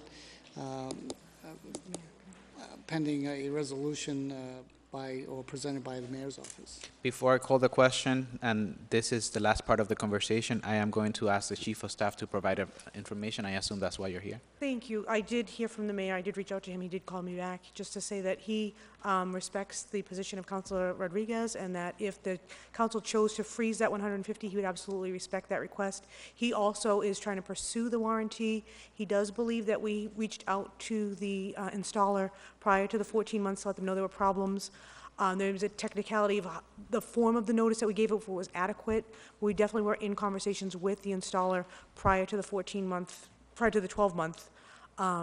So he said if the council wants to freeze at 150, he'll absolutely respect that, and then we'll deal with that. But they're going to pursue that field. That field's going to get fixed one way or the other. Okay. All those in favor, please say aye. No. Present. Any opposed? Mr. Clerk, roll call, please. Well, what is the motion now? The motion is to approve presented by Council LaPlante, seconded by yourself. Yeah. And as amended by a friendly amendment presented by Council Rodriguez to freeze $150,000 Okay. specifically for the Kane project, pending the mayor's execution on that agreement. Okay. Mr. Clerk, roll call, please. Council Vice President LaPlante. Yes. Council Alvarez Rodriguez, Councilor Maldonado, Yes. Council Ortiz. No. Council Abdu. Yes. Council Rodriguez. Present. Noted. Council DePena. Yes. Council Reyes. Yes. And Council President. Yes. 6. 6, 1 and no, 1 present, 1 absent. Motion carries. Councilors, can I please get a motion to take the following document out of order? Out of table matters first. So Document, moved. What is the document? document 27417, which is a presentation by Lane Lane President at Northern Access I'll second that Community motion. College. Motion has been made and properly second to take out of table matters. All those in favor, please say aye. Aye. Any opposed? The ayes have it. Good evening, Mr. President. Good evening. It's a pleasure to be here. I appreciate some time in your agenda this evening. I do have a presentation. John was here a few moments ago. Maybe you can get him to turn the screen back on. Here he is. Hey, John. The presentation that I have for you here this evening, I also handed out hard copies of. You should each have one of those at your place. From time to time, I stop by and share some information about what the college is doing in the city. I understand and respect that you have a very full agenda here this evening, so I'll try to step through this fairly swiftly, but there's some important things here that I thought you'd just like to know about. I'll be happy to answer questions either along the way or when I'm finished, whichever suits you the best. Thank you very much. We greatly appreciate you taking time out of your busy schedule to Sure thing. present to us the great things that Northern Access Community College is doing today. So, thank you. Thank you, Mr. Council President. You may go So, ahead. Northern Essex Community College has had a presence in the city of Lawrence for about 40 years now. What you're looking at there is an aerial view of where our 2 buildings were for most of that time. Since 1991, when the college took over what is now the John Demetry Building from the Prudential Insurance Company, and was leasing some space from the Hafner family for a while, the Hafner Fournier Education Center on Amesbury Street. Really, from the time that we took over that building from the Prudential Insurance Company, our enrollment in Lawrence has been growing significantly. We are up around 3,000 students now. You may or may not have known that. For a while, our Lawrence campus was the fastest growing community college campus in the state of Massachusetts for a few years. Even now, as enrollments decline in many parts of the state, enrollments here in Lawrence have held strong, and we're very proud of that.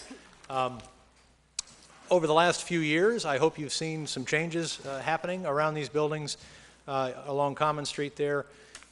For example, the construction of our new Ibrahim El Hefni Allied Health and Technology Center, formerly the In-Town Mall. It may have been a while since any of you saw the block looking like that, but all of you, I think, have been around long enough to recall the In-Town Mall on that site, which now looks like this. 45,000 square feet of space that is the entry door to Northern Essex Community College for most of our students. It includes our admissions office, advising and financial aid, and most of our healthcare programs, nursing, radiologic technology, respiratory therapy, those kinds of programs. About a third of our students each year graduate with a degree or a certificate in healthcare programs, many of them going into the workforce at hospitals and healthcare organizations in and around Lawrence. So we're very proud of the facility and what it accomplishes, not only for the city, but really for the entire region here in Massachusetts. In addition to this, a few years ago, we purchased the former Registry of Deeds building, courthouse, from the state of Massachusetts. It had sat empty for quite some time. Managed to take that building down and make improvements to the lot, so it's now this space across the street from the Health and Technology Center and just behind the police station. For a few years, 5 years, we took another empty building and operated it as the iHealth at NECC facility. where we had some healthcare programs that didn't quite fit in our new building that we offered to the community. Again, made better use of a space that had sat empty for quite some time.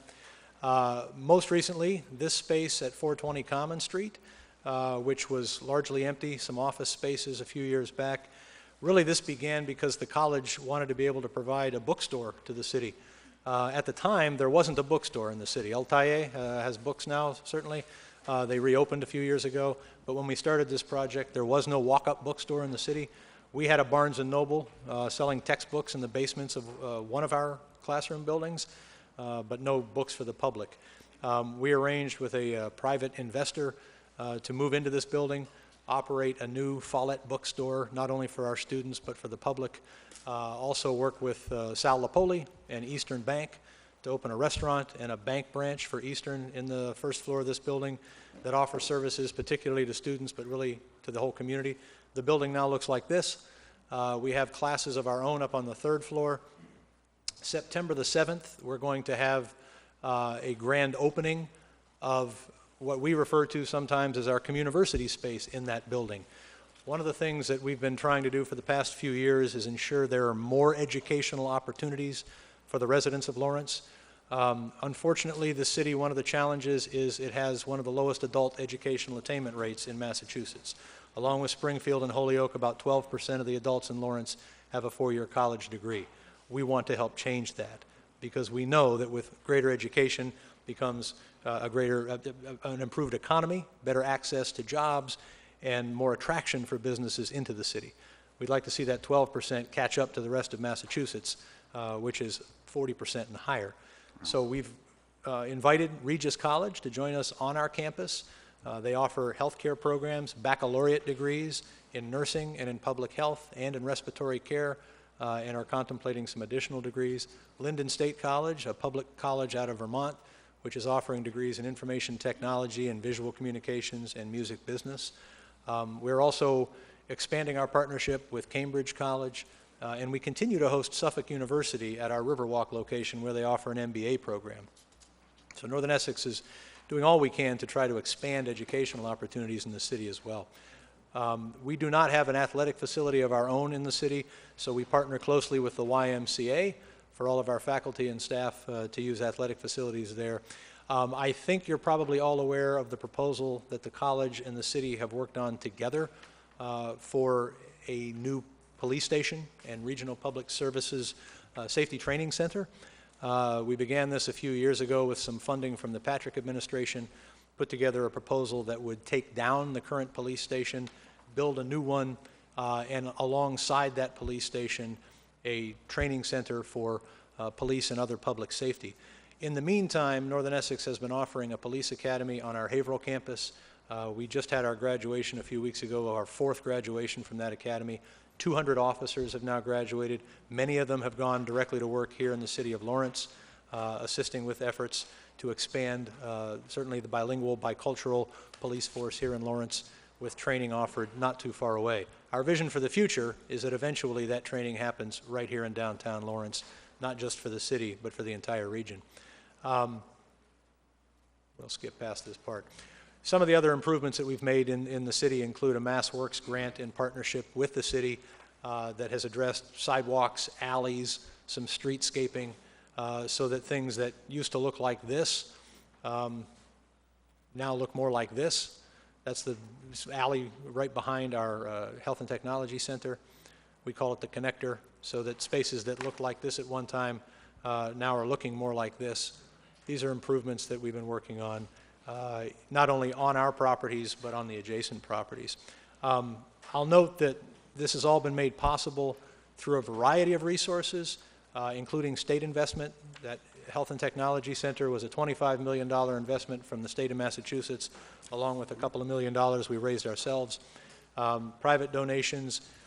The Hafner Fournier Education Center was donated to us by the Hafner family 2 years ago, so the college now owns that building.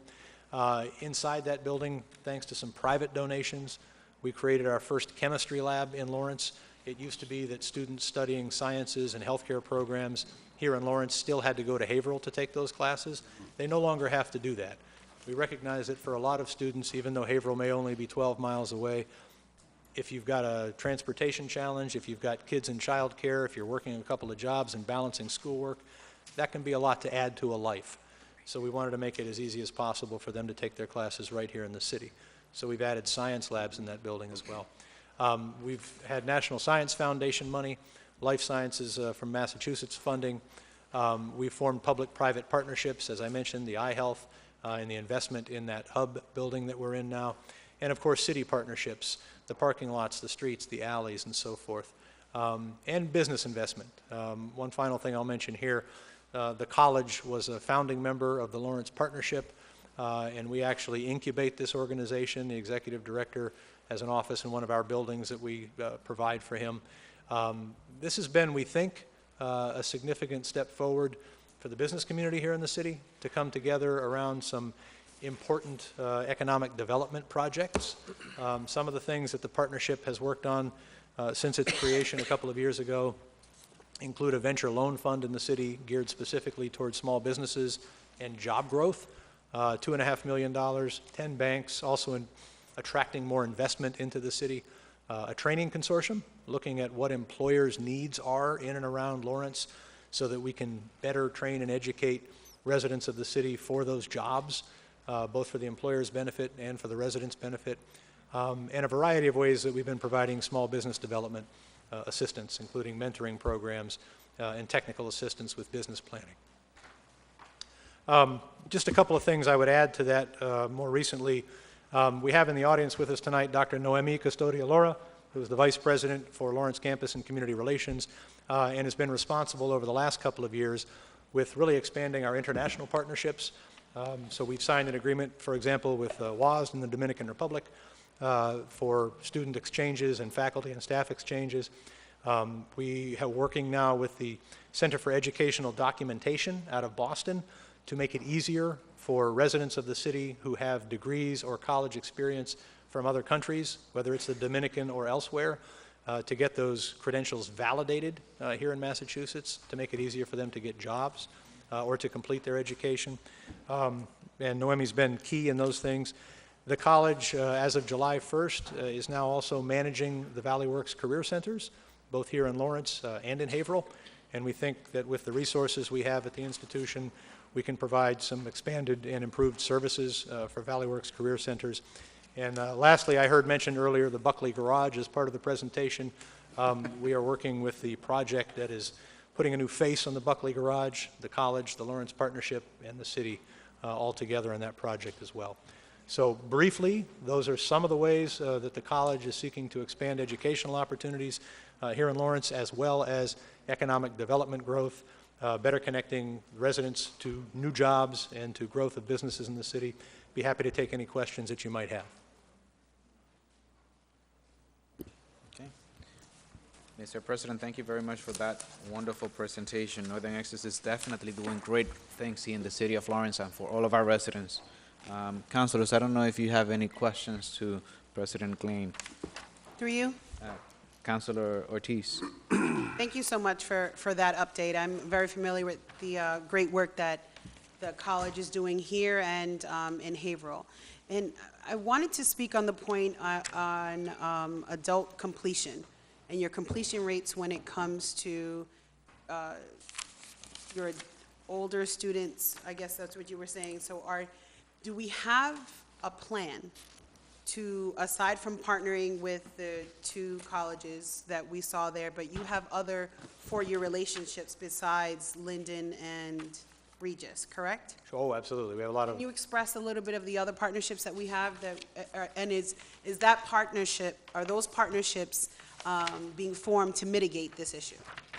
So we have a number of articulation agreements and partnerships with colleges and universities in the area and elsewhere. Just up the street, for example, Merrimack College.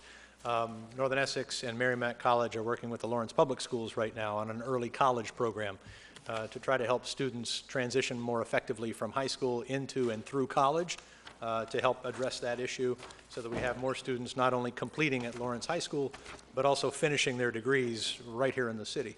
That's one avenue with a different institution. Our number one transfer destination is UMass Lowell. And certainly, we work as closely as we can with them to make sure students come not only from Lawrence, but from Haverhill and elsewhere to get to UMass Lowell. For some students, the reality is even Lowell might be too far for them. So we're trying to really concentrate and grow our efforts here in the city to make it geographically closer. It's going to take some time. That 12% rate is going to take some years to improve significantly. One way we think we can do that is by bringing more of those degree completion opportunities closer to the students who need them the most. So would you say, what would be the number one reason for that 12% number for the incomplete? Oftentimes we find language is a barrier, and Okay. certainly we have a number of ways that we provide assistance for English as a second language, non-credit and credit opportunities. Sometimes it's recognizing the opportunity to go to college, right? First-generation students, and most of our students have at one time or another experienced that. As a first-generation student, you don't always know you can go to college. You're not sure how to go to college, and navigating that system can be challenging. So getting into the high schools earlier, which again is something Dr. Custodia Laura has been helping us do more and more of with the Lawrence Public Schools, is key. Getting students to hear again and again that they can go to college. They can do it close to home if that's what they want and need to do, and we can help them financially with the resources that they need to get there. Getting that message across to students and families is extremely important, really earlier than high school, as early as middle school, making sure that they hear that and believe that and come and find us. And so you mentioned financially, and that would lead me into my last question. Are there scholarships at Northern Essex that go unrealized, meaning unused, by students? Sometimes scholarships can be very specific, right? For a student of a particular background or in a certain major. Our institutional aid doesn't tend to go unused. In other words, aid that we have discretion over to give to students who need it, not based on specific criteria. But sometimes criteria-based scholarships, that can happen with them. I think one last question. So Merrimack does a lot of, you mentioned Merrimack College in that new budding relationship with the high school students. Merrimack College also has a service relationship with Lawrence, and they've done a lot of service hours and service time inside Lawrence. Is there any thought on creating a satellite for Merrimack down here? Have been trying to convince them to do that for a solid 5 years now, and we talk about it from time to time and what that might look like. I think they're trying to decide, and they've been here before. Maybe you're aware of that. Merrimack has had a presence in the city, a more solid physical presence. Right. I think On Newberry Street? I don't recall, but they have had a presence here before. Yep, service. And we do talk from time to time about what another presence might look like. Would certainly love to see them back in the city again. Thank you. Yeah. Council Vice President Michael. Thank you. Councilor Maldonado. The Police and Fire Station Training Center. I think I asked the question before, and I was not sure whether I got the right answer or not, but if Northern Essex builds the building, Northern Essex will own the building. Am I correct? Well, we hadn't gone that far in the project, but probably not. The college doesn't actually own any of our buildings. The state? The state does, correct. And the city of Lawrence is going to pay rent if we have the police department there and also the main fire station. I don't know the answer to that, probably not. I would guess that the city would own some portion of that, but we didn't get far enough in the project to make that determination. I would hope that at least the city council will be provided with enough information, and we'll be given plenty of time to make up our mind on how this project candidly, is going that to go. project was a very big price tag, and right at the time we proposed it, Boston had its worst winter ever. The MBTA went off the rails. There was no capital money, and honestly, I don't see that happening anytime in the next few years. There's simply no money for it. Having said that, I'm an optimist, and we're going to keep pushing for it. We've talked with with Senator Markey and Senator Warren about Homeland Security money from the federal government. Certainly looked at what resources the city might be able to come up with. Higher ed money, we've looked in every direction, and we'll continue to do that. But I think the reality right now is that project is at least a couple of years away. So there's plenty of time to talk, yeah. Okay, thank you. Thank you very much. Thank you for your time tonight, I appreciate it. Councilors, can I please get a motion to withdraw document withdraw. 27417? Second? Motion has been made and properly second. All those in favor, please say aye. Aye. Aye. The ayes have it. Councilor Abdu. Mr. President, I make a motion that we take item 26917 out of order. It's a Personnel Committee report. Second. Motion has been made and properly second. All those in favor, please say aye. Aye. Aye. The ayes have it. Mr. Chair from the Personnel Committee. Mr. President, colleagues, thank you very much. On a personnel meeting conducted on July 25th, 2017, the Personnel Committee, by unanimous vote, voted with a favorable recommendation to send this item up to the full council, and it is candidates for the Oliver School Building Committee, submitted by Mayor Rivera. The three members that are in question here as part of the motion are, in addition to 8 that are required by the MSBA guidelines. The 3 people in question are Ms. Leslie Melendez, Ms. Glenda L. Javier, and our state representative Frank Moran.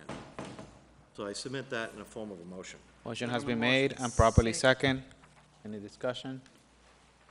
Seeing there's none, all those in favor, I'm please say sorry, aye. question. Councilor Maldonado? In this committee, are there going to be any people with engineering, architectural Engineers. knowledge? Are you going to be there in Oh, the that? city engineer is gonna be The there. city engineer's part Huh? of it. The city engineer is gonna be part of it. As engineer? I was not invited. If I may, to address Council Maldonado, the 8 appointees that are required by the guidelines of the Massachusetts School Building Authority are Milagros Puello, our city engineer, the mayor, school administrator Anne Marie Stronach, Joe Roble, school committee member, colleague, superintendent of schools Jeff Riley, Chris Merlino, who is the local official responsible for building maintenance, Nancy Salak, the school principal, and local budget official Vivian Haydar. And then the additional 3 that we're considering this evening. Try to get the thing right here, it's, because now I can't get this stuff. You should use a little box right here. It's in the document number. I didn't come on, so now I gotta go scroll through it. Okay. There's a motion on the floor. All those in favor, please say aye. Aye. Aye. Any opposed? The ayes have it. Council President, can I get I would like to make a motion to take item 16309 out of order. There's a motion on the floor. Is there a second? Second? Motion has been made and properly second. Mr. Chair from the Housing Committee. Yes, the Housing Committee met on July 24, 2017, and discussed item 16309, vote with a favorable recommendation to send it to this body with a vote unanimously to send it to this board with a favorable recommendation. This item is an empty lot of about 2,400 square feet. It was done through a yard sale, and the sale price, it was $1 square footage, $2,400. And it was, the applicant's name is Ana Ortega. She's her representation, her daughter is here today. And I would like to make this as a form of a motion. Motion. The reason for this lot is gonna be parking and green space. Okay, motion has been made Second? and properly second. Any discussion? Seeing there's none, all those in favor, please say aye. Aye. The ayes have it. You're all set. Thank you so much. Council, I would like to take 2 items out of order. Yeah. Councilor Rodriguez had one more, which is No, he document said he one. just- Oh, okay, you wanna continue with that? We can finish. Yeah, let's finish housing. 'cause- Yes, yeah. I would like to take item 17117. Second? Motion has been made and properly second. All those in favor, please say aye. Aye. The ayes have it. Councilor Rodriguez. The item is the same situation. We have a disposition for 3 Spruce Street. May I have 1 minute? Let me get the document. And the center and the lot area is 5,060 square feet, and it was done through a yard sale. The reason for these, the future users of this land is going to be parking and then green space. Therefore, the disposition process was done through a yard sale. The applicant's name is Jacqueline Cáceres, and I would like to make that as a form of a motion. It was sent to this council with a favorable recommendation from the Housing Committee. Motion has been made. Is there a second? Second? And it's been properly second. Discussion, Councilor Ortiz. Just a point of clarification.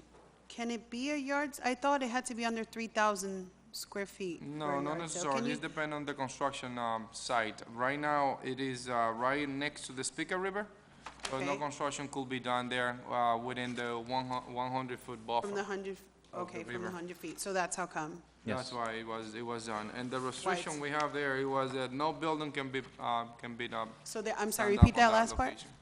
Huh? Repeat the last part, no, So what's the stipulation? part of the condition that the city is putting into the deep restriction or the restriction is that no building could be, no building can be Okay. done there. No, It was just for parking and green space. Thank you. I know it's a big area.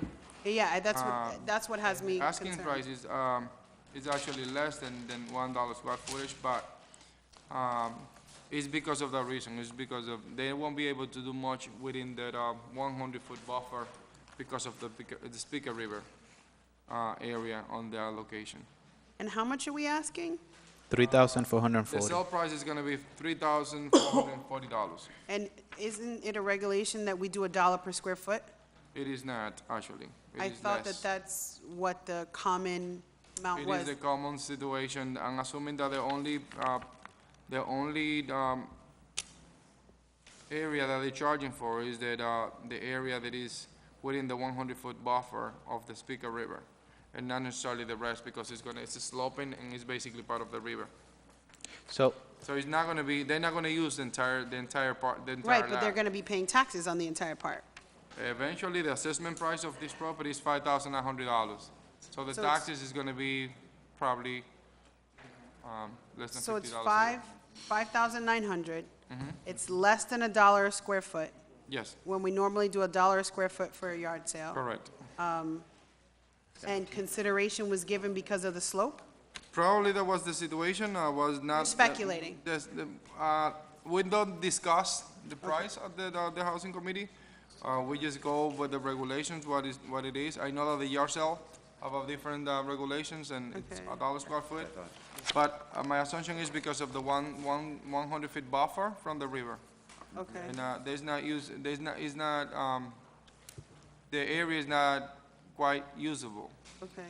on that specific location because of the fence, not the fence, but because of the buffer and the river is going to take over eventually.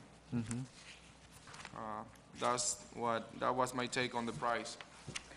But yes, it was voted with a favorable recommendation from the Housing Committee, and we agree upon the conditions as well.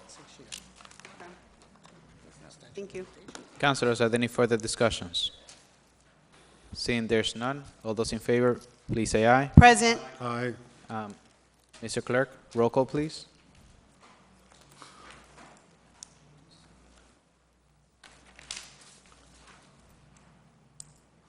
Please note that my understanding, I know that I called for the vote, but my understanding is that the city has requested an access easement to the property to be able to have direct connection to the Spigot River. I do not want to assume that that's the reason why the cost is lower, but there will be a direct access easement in the property because of the need to go into the Spigot River if the city ever needed it. So it will not be, the owner will not be able to block off that area because the city will still have access to it if necessary. The question was called, but that's just, it's not, Yeah, that was one. The question was one of the already called. discussion point of the Housing Committee. yeah. So, And Ms. by the way, we have somebody from the planning, from the Mr. planning as Clerk, well. roll call, Do we please. have, do we have Counsel Reyes. Yes. Counsel DePena. Yes. Counsel Rodriguez. Yes. Counsel Abdu. Yes. Counsel Ortiz. Present. Noted. Counsel Maldonado. Yes. Counsel Vice President LaPlante. Yes. And Counsel President. Yes, motion carries. This is all we have for housing. Okay. Councilor. 7-1. Councilor Reyes, Councilor Ortiz? No. No, my Councilor Reyes? request is just to take a couple of items out of order from the committee report from Ordinance Committee. Okay. Councilors, I would like to take one out of order as well. We have a young man here who we are giving a resolution to, and I know that he has to move on. Can we take that one out of order? Because he, Which one? And what number is that? it's document 25217. It's a resolution So to moved. Alkeny Ortiz. Second. Motion has been placed and properly second. Any discussion? All those in favor, please say aye. Aye. The ayes have it.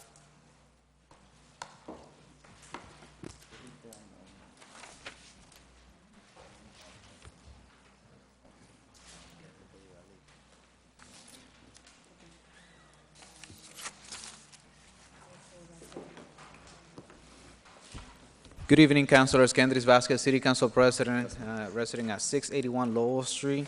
And tonight I will be presenting a resolution to Alkeny Ortiz. Mr. Ortiz, can you come up to the...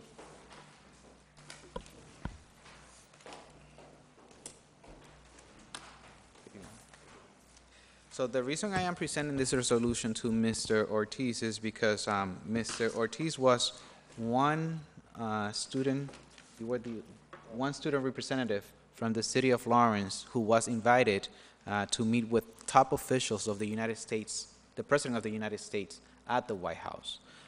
Mr. Ortiz proudly represented us as Laurentians. Were you the only person from Massachusetts as well? No, for 3 others. 3 other representatives from Massachusetts, but he was one of a very selective group nationally that had the opportunity to travel to the White House. So as a result of that, he has been a very an exemplary young leader here in the city of Lawrence, and I think that any student of us that gets to be invited to the White House deserves to also be recognized by this body. So I know that he's going away in a couple of weeks to study architecture, and we wish you the best. So I will quickly read this resolution, and it goes as follows. City Council Resolution, we as member of the Lawrence City Council, Massachusetts, by and through this resolution hereby recognize Alkeny Ortiz as an exemplary youth leader of the city of Lawrence. Wherefore, we as the City Council for the city of Lawrence, by and through this resolution, hereby set our hands and cause the seal of the city of Lawrence to be affixed hereto on this 15th day of August 2017. And it has been signed by all members of the Lawrence City Council. Would you like to say a few words? Yeah, sure.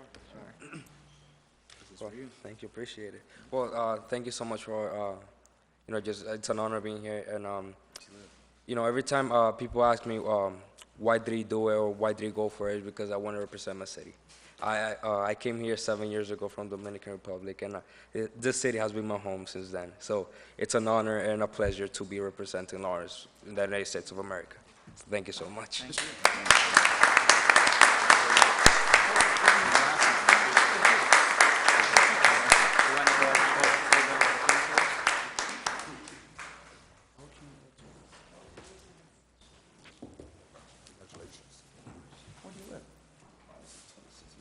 Manchester. Very nice. Very proud. Thank you so much. Dorso.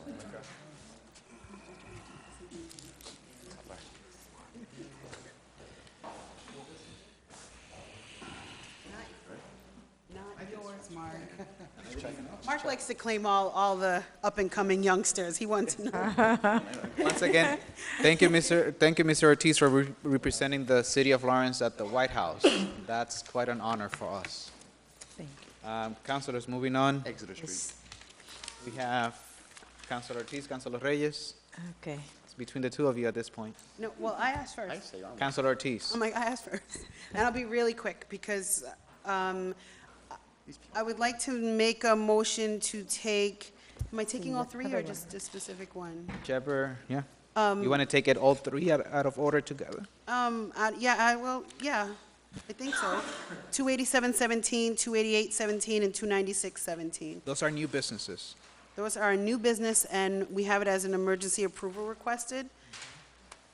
Okay, there's a motion on the floor to take documents to suspend Rule 11 To and suspend take Rule 11. documents 28717, 28817, and 29617 out of order and as an emergency.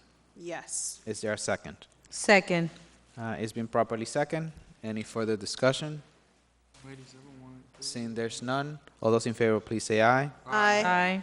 The ayes have it. Councilor Ortiz? Document 28717 is for Greater Lawrence Community Action Council, use of the Compagnon Common for its annual resource fair, which is happening Wednesday, August 16th at 1 p.m. to 4 p.m. And I believe there's a representative here from Greater Lawrence. If you could please come up, Rosa. Yes. Good evening. On behalf of Greater Lawrence Community Action Council, I would like to respectfully request the council to approve this emergency request. And I sincerely apologize because it was an oversight on our part to come like 2 weeks ago. We realized that we had to come in front of the council, so it was kind of an emergency thing.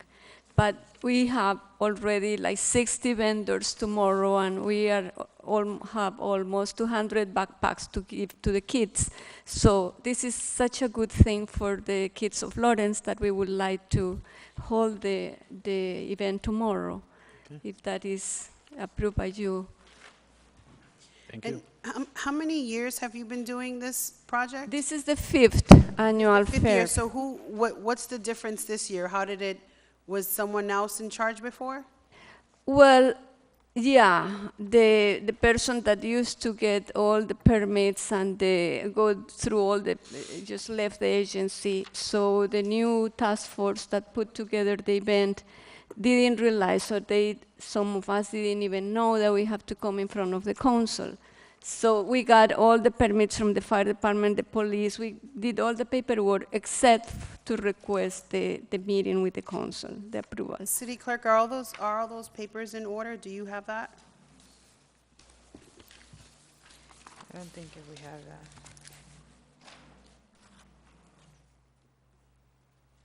Everything appears to be in order, else you need to do is Yes. contact Mr. Ortiz in the morning.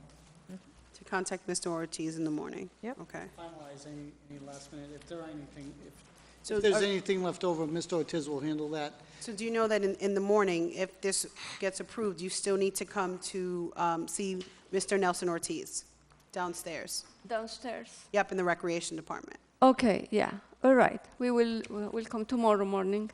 to do that. Okay. To get the approval, to get the, To actually get the permit, correct? Mr. Ortiz already granted the permit? everybody signed. Okay. I have a copy of the signature from the police department, Mr. Park Or- and you have Recreation. Do you have Mr. everybody. Ortiz's signature? You have Mr. Ortiz's number?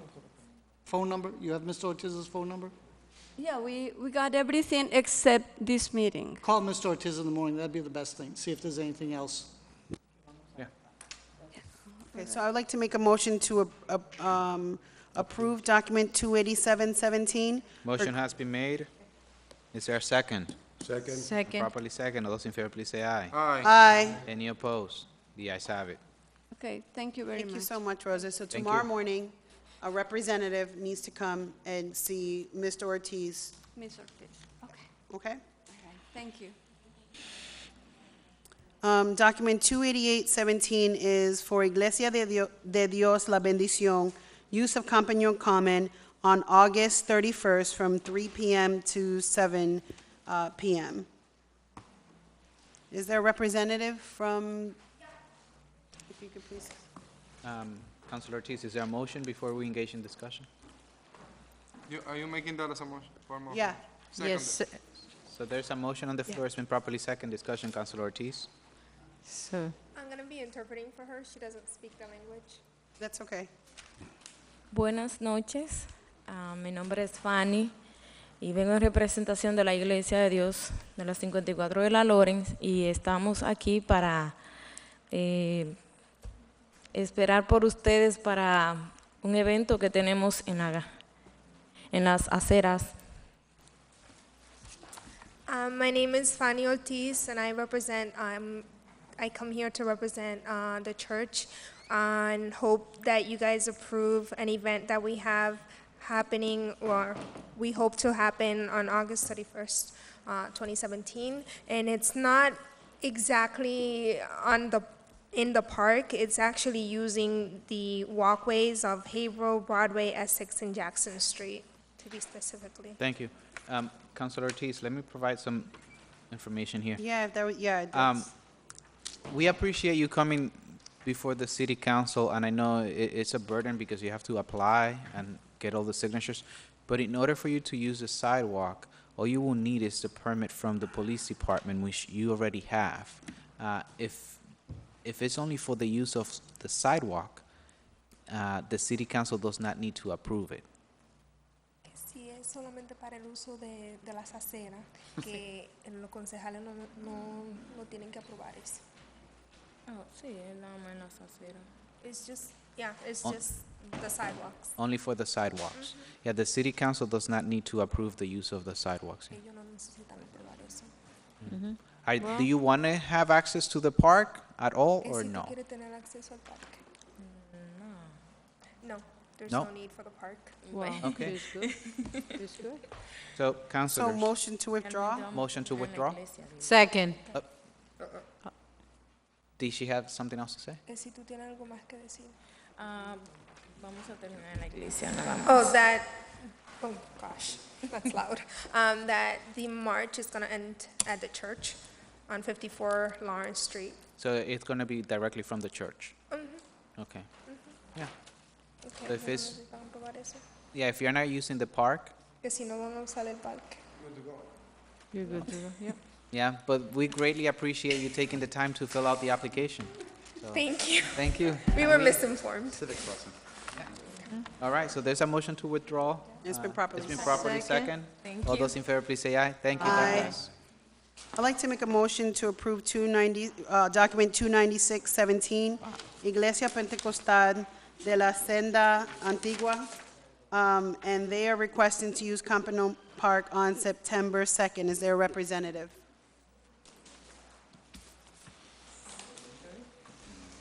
There you go. Hello, Council. My name is Gloria B. Flores. Is there a motion? My husband and I, we Second, yeah. pastor. Motion has been made and properly second. Discussion, Councilor Ortiz. We apologize. Sorry, that's okay. Again, my name is Gloria B. Flores. My husband and I pastor the church La Senda Antigua in Lawrence, 286 Lowell Street. And we've had the honor to do these kind of events 5 years consecutively. Last year, we took a little break, and then we're ready to kind of embrace it again. It's a public event. The community's all invite, they could come as if they want. We have live music. We have a inspirational speaker. We do have a person who has food license or Serve Safe license that will be making some food in the event, and the funds will go to just satisfy the people that are going to participate, just to give them an offering of thanks. We will also have a porta potty for those that need to use the restroom while they're in our event. We're expecting about 85 to 100 people or so. And the city of Lawrence have been gracious enough to allow us to use the park the previous 5 years, and we're just hoping that we could do it again. We know due to our schedule and our timing, we didn't have ample time to be able to submit the application, but it is submitted. All the signatures have been received, and our event coordinator, Elizabeth Rosario, has spoken to Mr. Nelson Ortiz. So we are here just to seek an approval for the event. So can you say that, I know that I asked you a question while we were at recess to make sure that this is on Mr. Ortiz's calendar. Have you Yes. confirmed that? I did. I Okay, did. perfect. Our coordinator, Elizabeth Gonzalez, did confirm that she did have a conversation with Mr. Nelson Okay. Ortiz. Yes. So there's a motion on the floor. All those in favor, please say aye. Aye. Any opposed? Mr. Clerk, roll call, please. I don't know where I'm at. It's okay.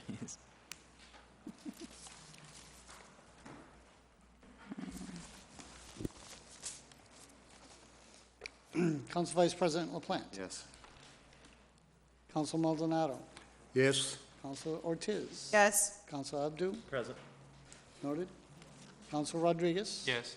Council DePena. Yes. Council Reyes. Yes. And Council President. Yes. Motion carries. Okay. Thank you so much. Have a Thank great you. night. Okay, Thank you. Councilor Reyes? Thank you, Counselor. Can I get a motion to take document 26217 out of order and out of committee report? Motion is made, Second? properly second. All those in favor, please say aye. Aye. The ayes have it. Madam Chair? Document 262 is a Methuen Gospel Hall, request to use the Campanile Common by the playground for a Vacation Bible School event on, clarification, August 16 through August 18. I didn't want to speak on behalf of the prior documentation, 287, because it's going to be at the same day, but it's not conflict with the time. So they should be all set, they should be good. All the paper was in order. It came out with a favor recommendation, and I make that as a formal motion. Second. Motion has been made and properly second. All those in favor, please say aye. Aye. The ayes have it. The next document is, Councilor, how many documents do you want to take out of order? it's only just to pass a report. It's going to be like 2, 3 more. So let's take those documents a block out of order. Okay, it's going to be document 265, 265. 267, and 278. Okay, so there's a motion on the floor to take documents 265, 17, 267, 17, and 278, 17 as a block Second? and out of order. It's been properly second. All those in favor, please say aye. Aye. The ayes have it. Madam Chair, document 265, 17. Is a second-hand dealer license, 160 Winthrop Avenue, is a renewal. All the paperwork is in order. It come out with a favor recommendation, and I make that as a formal motion. Second. Motion has been made and properly second. All those in favor, please say aye. Aye. The ayes have it. 267 is a spurt staffing request to use the Campanile Common for a job fair on August 31st from 10 a.m. to 3 p.m. It also come out with a favor recommendation, and I make that as a formal motion. Motion has been made. Is there a second? Second. Properly second. All those in favor, please say aye. Aye. The ayes have it. Document 27817. What is going to what's be the the date? day? September 14. Okay. With the amendment on the date. An amendment with the amendment of the day. Yeah, Okay, thank you. you should be, Mr. Clerk, do you have a copy of the letter? September 14th? September 14. I would, So do we need to do anything about the vote? We Um, voted on August 31st. No, what, I No, believe that she I've got just need to go back and check with Nelson. There was an amendment. Council Vice President, you have a question? no, I do. I just want to make sure, since they're changing the date and they're using a public place, I just don't know what the scheduling is. I just don't want to have a conflict at that location. If somebody else has already scheduled the 31st. Yeah. It will be subject to approval by Mr. Ortiz. Or not Ortiz. approval, but Just, Availability. scheduling, yeah, availability by Mr. Ortiz.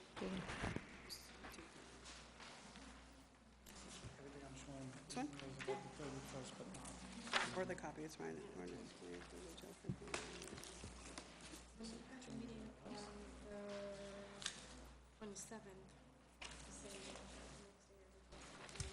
Do you want this back? The letter is from Nelson? Oh, this is from Nelson Ortiz. okay, so she's all set. She should be all set. Uh, Please, So it just didn't get changed on, Just on the, you have a, okay, that's fine. okay. yep, That's from Nelson. Hey, just make yeah, a that's, copy of it. just submit the document. Hey, just make a copy so that we'll put it in the record. Okay, so moving Okay. on. And the last document is 278, Ebenezer Christian Church request to use O'Connell South Common for a March for Change United for the Peace in Lawrence on Saturday, September 9, 2017, from 11 a.m. to 5 p.m. That also come out with a favor recommendation, and I make that as a formal motion. Second, A motion has been made and properly second. All those in favor, please say aye. aye. The ayes have it. Thank you. Thank you, Councilor. Thank you, Councilor President. Thank you, Vice President. Thank you. Councilors, any other? Can we just go back? beats? Can we just We go- should go back to the agenda, yeah. Yes. Because we have quite a few, People are waiting. yeah. We need to get you out of here. Document 26617 is an appropriation transfer from Capital Reserve Fund. It came down from Budget and Finance, Mr. Chair. Thank you, Council President. The Budget and Finance Committee voted unanimously to send this document up with a favorable recommendation. This is an appropriation transfer from the FY18 Capital Reserve Fund for $263,335. I make that in the form of a motion. Second. Motion has been made and properly second. All those in favor, please say aye. Aye. The ayes have it. Document 27517, Mr. Chair from Budget and Finance. The Budget and Finance Committee voted unanimously to send this document up to the full council with favorable recommendation. It's a FY18 capital improvement plan transfer from capital reserve. The purpose of funding 8 different capital projects. I make that in the form of a motion. Motion has been made Second. and properly second. All those in favor, please say aye. Aye. The ayes have it. Next document is document 11016, Mr. Vice President and Chair of the Budget and Finance Committee. Thank you very much, Council President. The Budget and Finance Committee met, I'm not even sure what the motion is here, frankly, but I guess the motion is for the full city council to support a payment in lieu of tax program that will allow, that will have from City Hall to each of the nonprofits that are non-government based, a letter requesting, asking for a contribution to the sum of 25% of their assessed value. And I'd like to get a vote of the council to provide that kind of recommendation to our assessor's office, who I think will be the lead in making the request. So that is my motion. Second the motion. So there's a motion Can you repeat the motion? which has been properly second.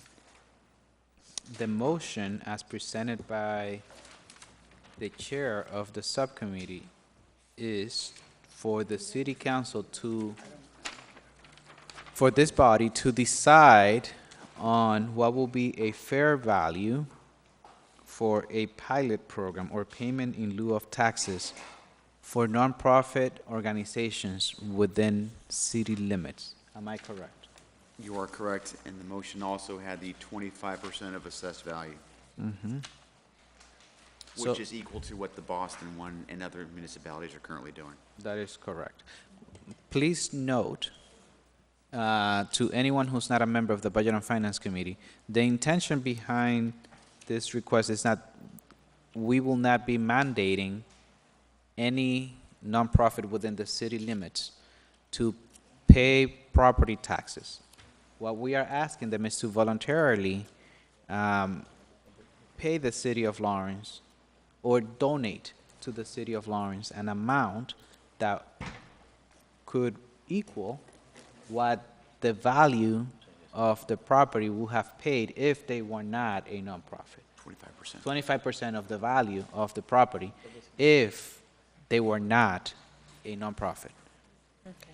Am I confusing? No. Okay. So discussion, is it up for discussion? Yeah, discussion, Councilor Ortiz. How did we come up with the 25% number? So, we had significant consultation with the city assessor's office, who provide a menu of different options, and it was, one of the more popular options was one that other municipalities, namely the Boston being the lead on this, has followed this 25% portion with success. And so, rather than recreate the wheel, we would follow another successful municipality and other municipalities who also adhere to that same dollar or percentage amount. And that is correct. Boston is the champion behind pilots. Many other states are mimicking or mirroring their program. So I followed suit after speaking to various local communities to see how they implement their pilot program. And we discussed during the Budget and Finance, or during the year with Mark, Councilor Plant, and the Budget and Finance, were 3 options. One was, determine the land value, as the assessors are responsible for valuing all property in the city of Lawrence, and multiplying it by the respectful tax rate, whether it be residential or commercial, excluding the building. Exempt properties can build any way they want in the Commonwealth of Massachusetts or any other state, but they can't take the land with them. So the theory behind that was just the land value times the respective tax rate. The second one, option, was the land value multiplied by the uni rate, which is a single rate. As you know, Lawrence has a split rate, residential, commercial. So the uni rate was $19.19, yes. And the third option was to determine the full and fair cash market value of the entire property and determine what the expenses were for the city of Lawrence for police, fire, DPW, which would be obviously police and fire, and streets cleaning for snow and ice. So that, if you look at the budget, is equivalent to roughly around 25%, 25% of the city's budget is allocated to police, fire, and DPW. So that was the rationale behind Boston's methodology. That is what we are mimicking here in the city of Lawrence, and also piggybacking on how they communicate and send out forms to these institutions. So in turn, so Boston is a bigger city than ours. And, Yes. Are there any other municipalities that closer mirror Lawrence that are doing a pilot program and having success at it? Is there? The first city that I think, or city or town that I think of is Beverly, and I don't know if they're doing a pilot program, but I know that Beverly Hospital was instrumental in building up the arts district in the downtown area that had been long forgotten. And so I know that Beverly Hospital is a great partner to Beverly. Mm-hmm.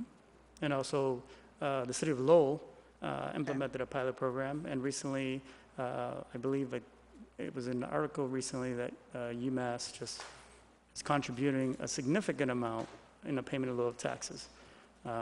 So I did speak to the assessor, Susan LeMay in Lowell, and they've implemented this pilot years ago and stuck with it.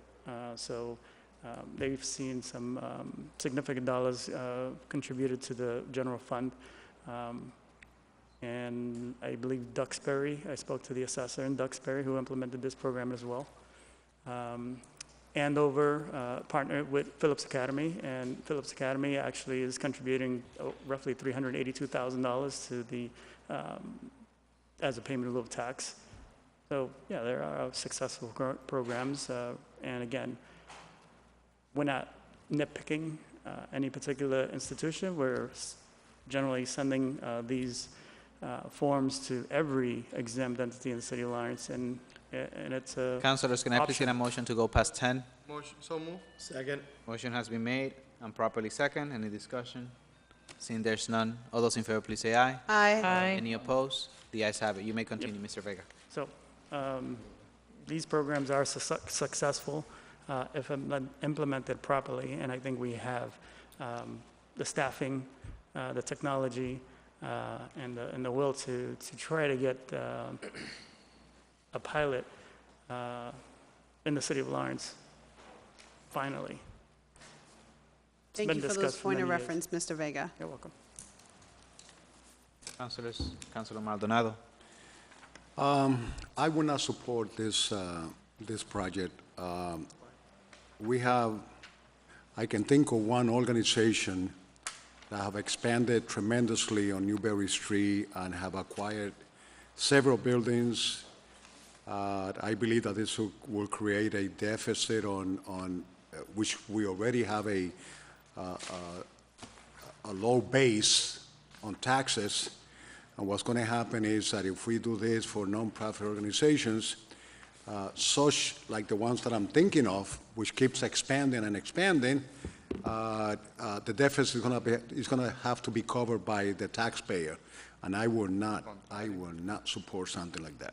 No, let me provide some clarity here. On the contrary, what this is doing is, if they continue to expand, they will continue to be exempt from paying taxes. What we're saying here is that it should be the opposite, that they should give the city of Lawrence money. We are, if I understand correctly, they're gonna pay 25% less. No, more. So, one person at a time. So today, they're paying $0. They're paying nothing. Nonprofit organizations don't pay any money? No, no taxes. Seems so. No, not weird. I mean, I understand that the churches and hospitals don't pay, but No single nonprofit that owns property in the city of Lawrence or any municipality in the United States pays property tax. Nowhere in the United States.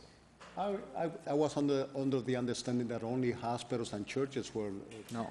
Hospitals, schools, churches, anyone that has a 501c3 status, 501c4 status, and Public charity. Local charities, none of them pay taxes to any municipality in the United So the States. proposal is to charge at least 25% of the value?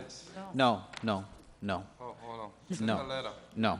No. The purpose is not to present a bill to any of the organizations, but rather ask them to voluntarily pay the city of Lawrence what 25% of the value would be if they were to pay taxes to us. Today, they're paying absolutely nothing. And we're saying, because you're paying absolutely nothing, why don't you give us 25% of what the value would have been if you were a private entity, if you were a homeowner, if you were a business? Or your best offer. Or the best offer. And they might say, I don't want to give you 25%. Okay, give us whatever you want. At this point, we're getting $0, and we're telling them, please give us up to 25% or whatever you can afford. If, I'm trying to understand,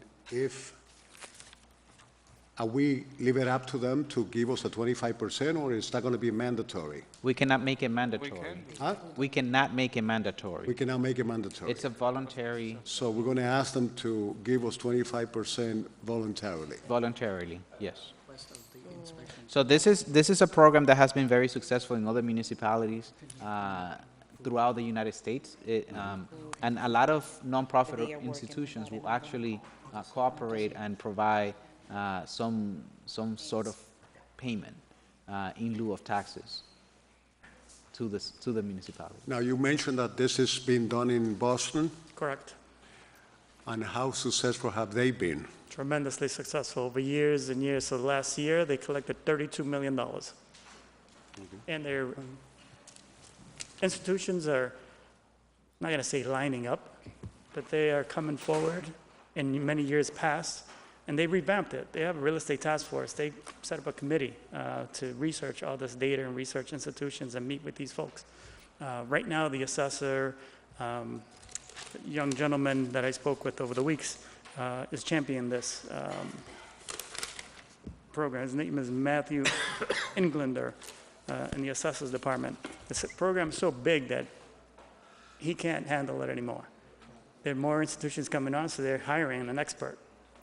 They're opening a position, hiring an expert, because they're broadening in their charity institutions to this program, whether it be donating monetarily or actually donating, for instance, a vehicle to the Lawrence Police Department, he just stand out. He's not he's not an expert in various departments.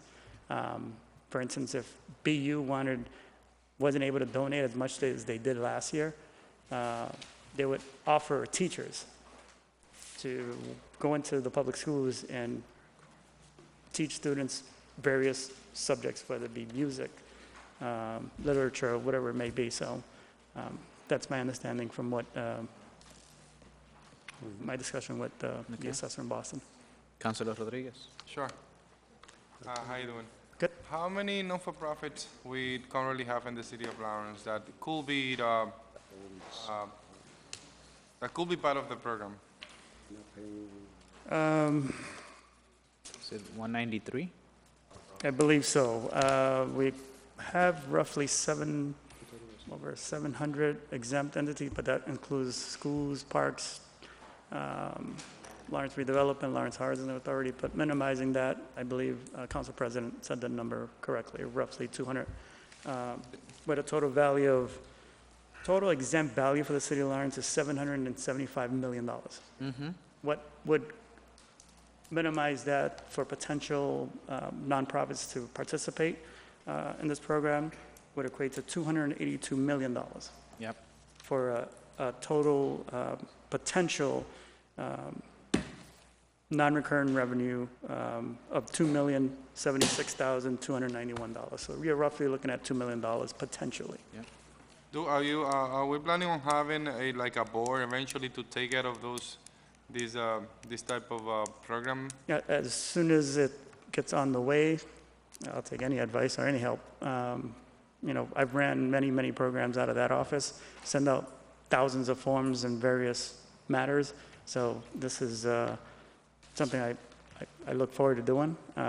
If it gets too big for my department, then so be it. But I believe when we discussed it in this Budget and Finance Committee, Councilor Plant, who chaired this, will be part of the reaching out to these, the CEOs, CFOs, or the boards of these institutions and meeting with these folks. And I'd be present in the room just to answer any questions about their assessments, payment due dates. Have we researched why other communities have been successful with this program? Just because we asking them to do it, or is because it's more than just asking them to do it? Perhaps some type of any ideas basically to work with them and they work with us and Correct. It's a partnership type of That's thing. exactly what it is. It's a partnership. But if we don't start the dialogue, we don't have the discussions, this is off our books. There's nothing else we can do. So that's the reason why other community has been successful? Correct. Are we planning on doing the same thing, or just sending We a are letter planning, nope, asking them to? we're planning on doing mimicking, Outreach. outreach, sending letters, we have documentation, setting up meetings with these folks, whatever it takes. And it's voluntary, so perhaps a board would not be able to participate this fiscal year, and maybe we'll be able to do it next year. I would like to applaud you and your department and Councilor LaPlante to taking the initiative of doing this, because at the end of the day, we have so many not-for-profit organizations here in Lawrence that are doing some service, and others that probably are doing good things, and others that might not. It's all one group. But maybe now through this program, might be able to get something back. Thank you so much. Thank you. Councilors, any further discussion? Okay, at this point, I would like to highlight certain numbers that have been provided to us by Mr. Vega. If this program were to be 100% successful, we are looking at an additional revenue of $2,301,751.27. That is actually greater than the real estate tax that was approved in the budget by over or close to $500,000. Oftentimes, we talk about taxes in the city shouldn't go up to our residents. tonight, we have the opportunity to increase revenue without having any direct impact on taxpayers, because this is going to folks that today have never paid a penny to the city of Lawrence. So we are asking them to voluntarily give us money at no burden to the taxpayers. No homeowners will be impacted, no business owners will be impacted, no industrial or commercial buildings will be impacted by this. But we have the potential of receiving an additional $2.3 million, which if we say, or the mayor says, well, we received this 2.3 million, there will not be a need to raise taxes once again, like we have done in years past. So this is at no cost to the taxpayers. On the contrary, this will be beneficial to all taxpayers. Councilors, any councilor that has not spoken yet? Councilor Maldonado. What percentage in Boston of the nonprofit organizations are actually participating? Do you know? I can get that information. I probably have it in my computer somewhere, but I can definitely dig that out. Is it more than 50%? I would say you're probably on the mark. About that much? Probably, yeah. 50%? Yeah, and you know, every year it varies because as I look at the numbers, these exempt listing is going to change by January 1. I have more charter schools purchasing properties. I have more churches expanding. I have more nonprofits buying up property. So year over year it changes, but they're doing a better job collecting monies and folks participating. For instance, last year, they brought in, from last year to this year, brought in $6 more million. Mr. President, is the estimate that you are giving, is that assuming that 100% participation or? Yeah, that will be with 100% participation. If it were not 100% participation, let's give it a 50% participation, voluntary participation in this. We're talking about $1,150,000. Okay. That could come into the city simply because we're asking. Today, this money is not coming in because we're not asking for it. And they might simply be waiting for us to say, hey, we have great nonprofits here that are contributing. I mean, tonight we had Northern Access Community College. The president was here.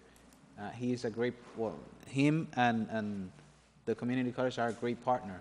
We have Lawrence General Hospital, great partners in the city. You also have the Housing Authority, Lawrence Family Development. They're great partners in the city. And they have large accounts with money sitting around, and they will be, you know, they might be willing to participate in this. Let's hope so. It's all about asking them. The only thing that I see negative here is that we don't do it. So thank you, Councilor LaPlante, for putting this forward. That's the only negativity, because if we don't ask, we will never get the funds. Through you, Council President. Yeah. Councilor Rodriguez. Sure. Can we have some type of, not a restriction, but a paragraph says that every year we're going to review the program, not review it, but at least get at least a report, the city council, and that way we see the participation and the percentage and the progress or reduction on the program? Absolutely. Thank you so much. And councilors, in your packet of information, there is a, just so you could have a better understanding, the motion tonight, Councilor LaPlante, is the last one, correct? By last one, I mean? Option 25%. The 25%. That's option 3. That's option 3, yeah, that's what I meant. Option 3 would be, so we're looking at option 3. You have some comparables to properties that, so Councilor LaPlante had the idea of selecting properties that were owned by the city. So it wouldn't seem like we were targeting any particular nonprofits. And some of the examples that were provided by our assessor included the South Lawrence East School. He actually included Lawrence City Hall. Which other were there? The library? The public library, I Correct. believe, was there. And the reason he did that was so it would not appear as if we are targeting a nonprofit in particular. So when we looked at the South Lawrence East School, the South Lawrence East, which is for example, number 3, has a value of, I can hardly read it here, but $23,355,000, 800. So based on that value, they will have paid the city. My copy is blurry. Do you have the number there? Not for that particular one, but I can find it on my Okay, list. which one do you have? Oh, I have the public library. They're full and fair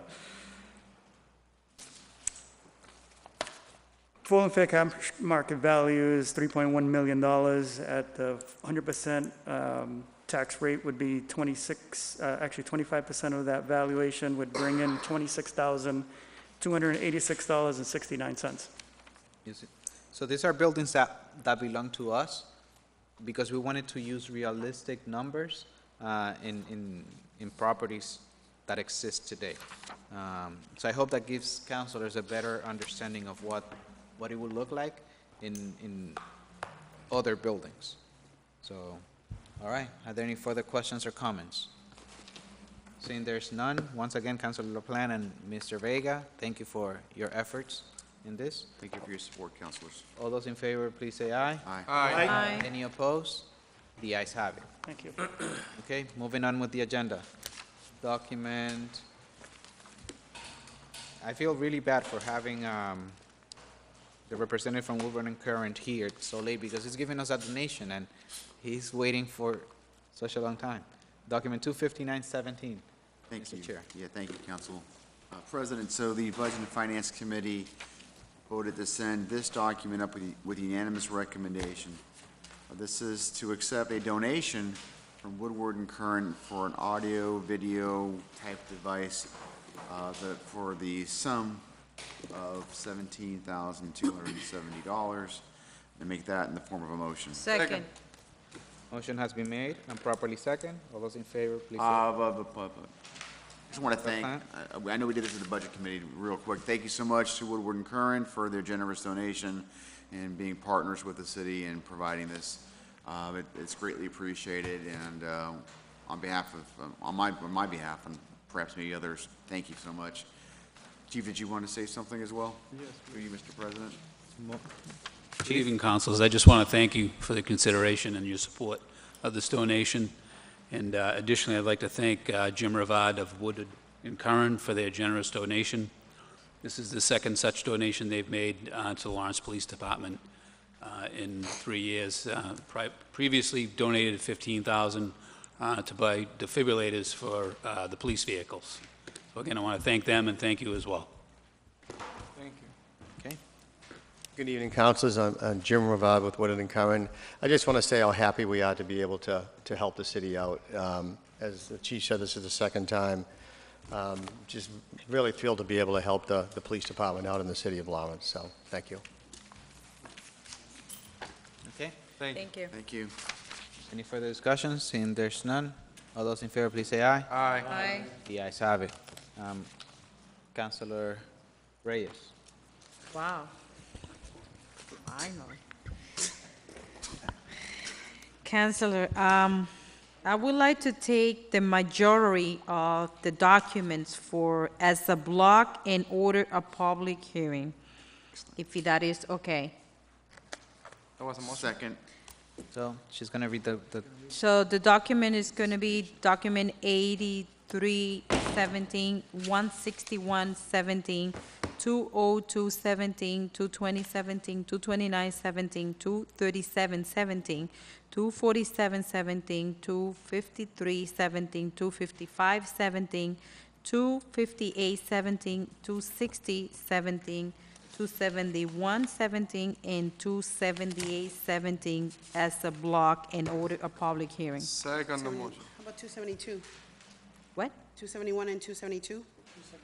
Let me see. 271 No, And 272, yes. and 272. why 271? Doesn't say public hearing ordered. Should be. Yeah, 271, 272 Yep, as can I well. have that? Yeah. Thank you. He said 279 and skipped over 272. Second the motion, Council President. Motion has been made and properly second. All those in favor, please say aye. Aye. Aye, the ayes have it. Thank you. Mr. Clerk, all set? Okay, Madam Chair? 8317 is a safety issue mitigation intersection, four-way stop sign on Ames and Exit Street. 161 is the parking 220-minute space at 201-207 Lawrence Street. 203 is the parking Oxford Street, 20 minutes at Jacqueline Mini Market. 220 is the parking 178 Parker Street, Parker Pharmacy, and 5 minutes parking limited for 3 space in front from Monday through Friday between 1:30 p.m. to 3 p.m. 229 is the handicap parking 255 Prospect Street. 237 is a stop sign at the intersection of South Union Street and South Broadway. 247 is a handicap parking at 26 Hillside Avenue. 253 is the handicap parking at 12 Wilson's Place. 255 is the handicap parking 67 Arm Street. 258 is the handicap parking at 181 Water Street. 260 is the stop sign request to place 2 additional stop signs at the ends of Danforth Street and add a warning sign alerting to motorists. I think you can do this. 271 is the handicap parking at 296 Street, 296 Lower Street. And 272 is the handicap parking at 24 Stern Avenue. So a motion is to order a public hearing. So the motion, Second the motion. and it was... and it Point of was approved. information. So the motion was approved. Yeah. She was just reading it off for the record. Councilor Abdu? 27117, the 296 Lowell Street does not show that it needs a public hearing. Is that just a typo on the agenda? Yeah, I think it it's a was a Yes. typo. Yep. Yeah. Yeah. Stop sign they need. I think it's a handicap they need. Yeah. Thank you. So it's a motion to order public hearing. Yeah, the motion was approved already. Yeah. So, Okay. and, Madam Chair? okay, document 25617 is the ice cream vendor, 57 Rolling Street, renewal, Melissa Sekino. It came out with the favor recommendation pending the food permit. It come out, and I make it as a formal motion. Second? Motion has been made and properly second. Any discussion? So what's going on is the same thing. We had the discussion before. That we have So- to approve it, and then they go to the inspection. What's happening is that there's a loophole of some sort in which Right. the food inspector will not inspect the food trucks until the city council approves the petition. So, yes, that's why I am working with Attorney Corrigan to try to figure out a way, because Yes. the way that the language reads, that's the proper way to do it, but based on legality. But it's not the appropriate way of doing it based on process. So today, the process calls that we do it like that, and we Why need don't to we change the that. ordinance? That's what we're working on. That's why they're working. No, with that specific language, and then move forward with the other amendments. The ordinance committee could send up A portion. that, yeah. Yeah, remember. we Because did. but the every other time we stuff have is a the food crazy vendor, Yeah, we will but we continue will to see this. We're trying to do it right, and unfortunately, doing it right requires us to do it this way, even though it sounds like a big contradiction. So, and we're trying to fix that, because it's been going on for many, many years, and we didn't catch up to it until I started looking at the the language in detail with other departments. Councilor Ortiz, does that clarify? Yeah. Yeah. So we're working hard to make sure that we fix this problem to ensure that that's not the case. Okay. All right. So all those in favor, please say aye. Aye. Any opposed? The ayes have it. Madam Chair from the Ordinance Committee. 25717 is also ice cream vendor, 46 Rawlings Street. It's also a renewal, come out with a favor recommendation pending a food permit. And I make that as a formal motion. Motion has been made and properly second. Any discussion? Seeing there's none, all those in favor, please say aye. Aye. Any opposed? The ayes have it. Can I just get clarification on, okay, so we took the block. Yes, There was a motion to order a public hearing, yes. and then that's all we do? That's all we do. Yeah, Yeah. you only need a public hearing. Okay. And then we discuss the next meeting. Next meeting, it will be a very long meeting because all of those, you won't be able to, try to do, yeah. Divide it in two if you can. Otherwise, it will be a very long meeting. Okay, Madam Chair? 261 is the same situation, it's a transfer vendor, 177 Chestnut Street, Fernando Santiago. Come out with favor recommendation pending certification, food permit, and I make that as a formal motion. Second. Motion's been made and properly second. All those in favor, please say aye. Aye. The ayes have it. Councilor, I have another document, 254. Okay, Document 25417 is withdrawal. It's a stop sign at four-way at the intersection of Hampshire and Center Street. That come out just to withdraw. okay. Second. So motion has been made and properly second. Any discussion? Okay, all those in favor, please say aye. Aye. Yes, I requested the withdrawal because we approved this document a year and a half ago, and I was able to find the documentation. It's already in place. So we already have it. There was, it had not been done by DPW. Okay. But the city council had already approved it. It had, the physical signs were not posted. So that's why I replaced it. It's 25417. Yeah. So, the motion to withdraw, I called it. Mr. Clerk, did you record it? I did. Okay, so it's been recorded. Madam Chair, you may continue. I think that was my last Call the vote document. On the withdrawal? Council President, they will call the vote on the withdrawal? Yes. That was my last document. Do you have a recorder, Mr. Clerk? Okay, all those in favor to withdraw, please say aye. Aye. The ayes have it. Did? Yeah, we did have it. yeah. It seems a lot, but since that I took it as a block, people think like, I mean, we are probably think I forgot any document, but please. Are there any documents? If you use any document that you recognize that I did not call, 260. 260, 260? I called that one as a block. Yeah. Yeah. Part of the law, stop sign. Stop sign. That's another one, just omitted the language, right? No, yeah, she called It that doesn't say one. public hearing on the, Yeah, that one requires a public hearing. That was all required. just omitted from the agenda. Yeah. Yeah. But thank you, thank you. Good, good. Any Okay. other documents other in the front? Seeing there's none, moving on. Madam Chair. What is Hey. it? The agenda. Give me. Okay, moving on with the agenda. We have document withdrawals. Document 15917. Councilors, can I please get a motion to withdraw? Motion to withdraw. Is there a second? Second. It's been properly second. All those in favor, any discussion? Discussion. Yes. Councilor Ortiz. What's going on here? Yes. So request a dead-end sign on High Street, Storrow Street Ordinance Committee. So the deal with High Street and Storrow Street for the dead-end sign is that it's way too back on the street. Okay. And so when they turn like this, they don't see that, and cars are barreling down there to, and going on people's property or hitting that gate that's there. And so the only thing that I would like for this, and the neighbors that are down there would like, is for that dead-end sign, one, to be updated, and two, to be moved forward, so that people are not barreling down the street. You're requesting a sign, right?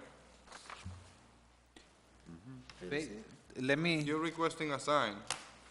For the dead-end sign on High Street in Storrow, yeah. It's the dead-end signs that is already there, that is not a regulatory signs, that is one of the regular, that is not a regulatory sign, that is just a regular sign. It could be requested through the DPW. You don't need an ordinance for that. So, let So me, what you need to do is request a sign through DPW and not necessarily create an ordinance for something that is not needed. That's why I put it up for withdrawal. so in order to move that, that doesn't have to have special permission? No, so, Okay. need to readjust it. so Just what, a sign and put a sign because it's a dead end. Right. so So Councilor, every dead end in the city of Lawrence, we don't have to make an ordinance to put a dead end sign on it. It's by default.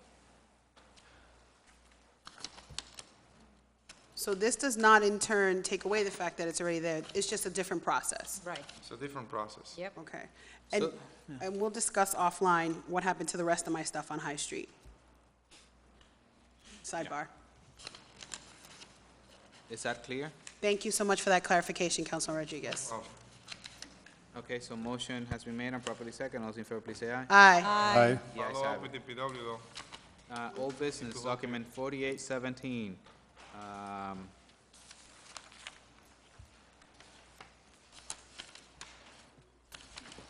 Give me 1 second. So there was a letter submitted by a resident. I have the letter right here. I will read the letter for the record, and then I will determine what to do with the document.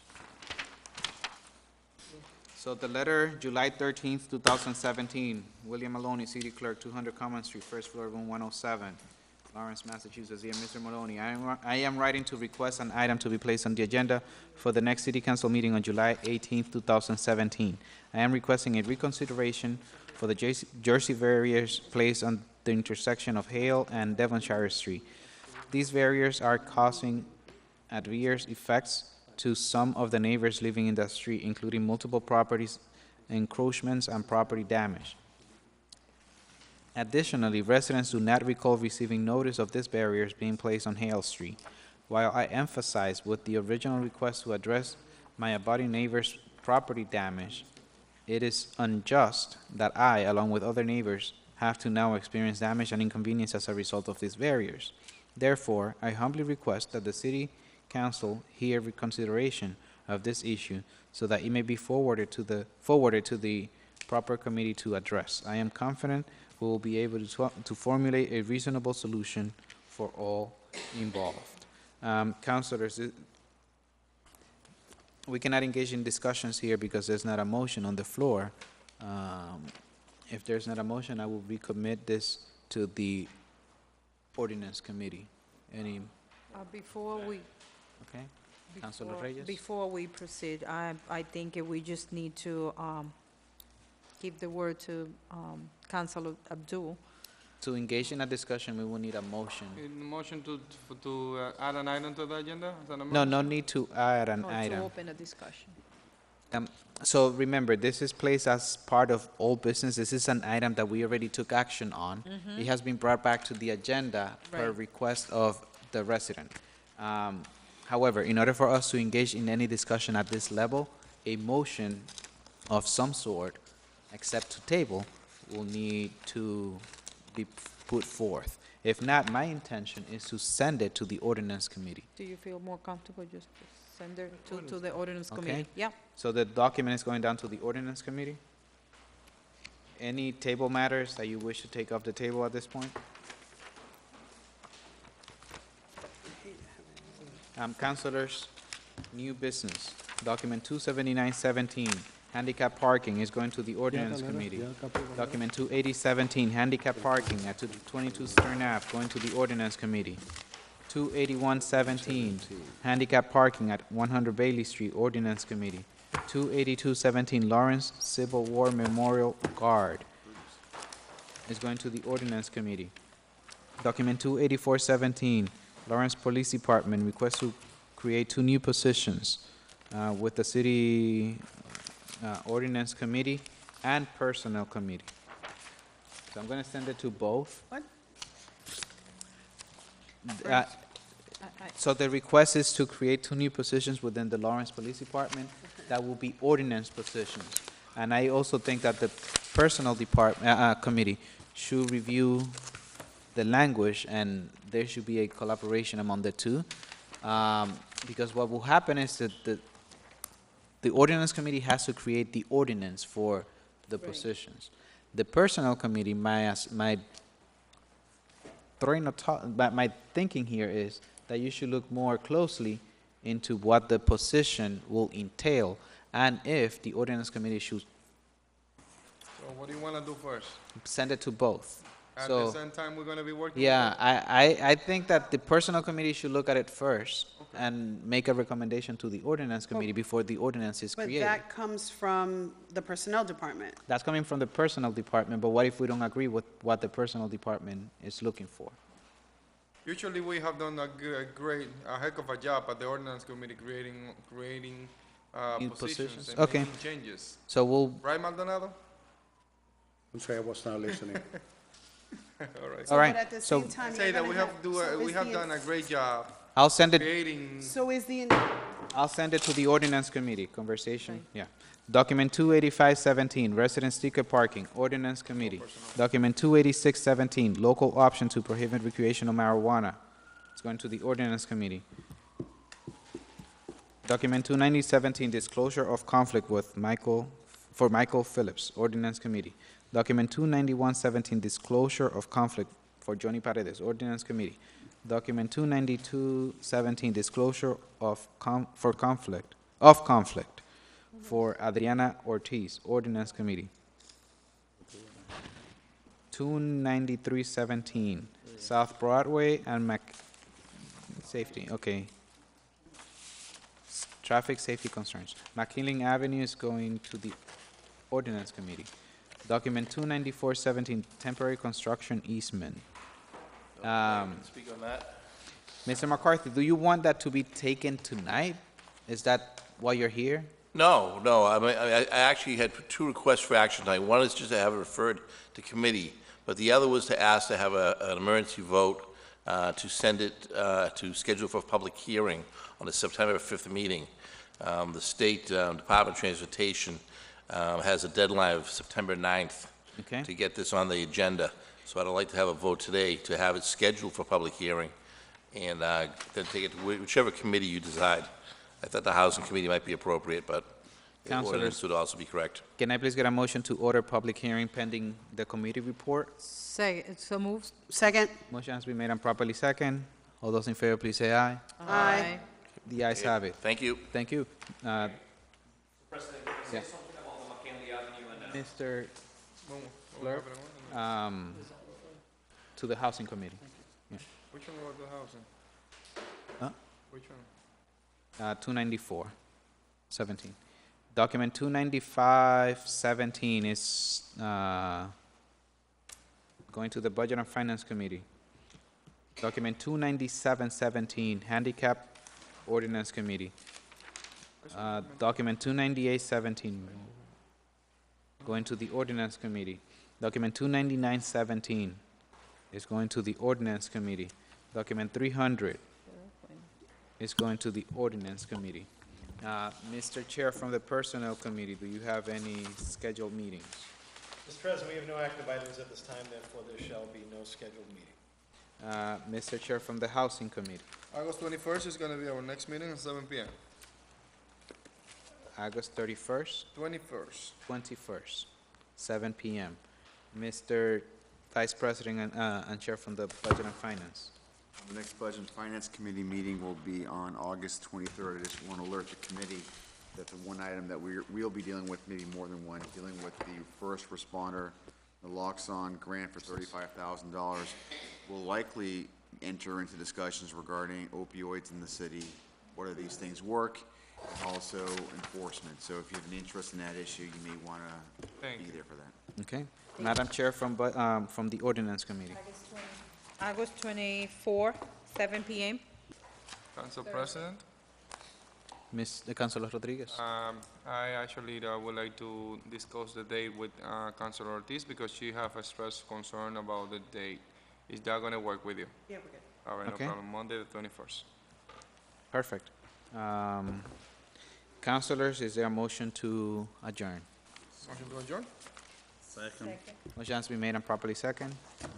All those in favor, please say aye. Aye. The ayes have it. Thank you, councilors.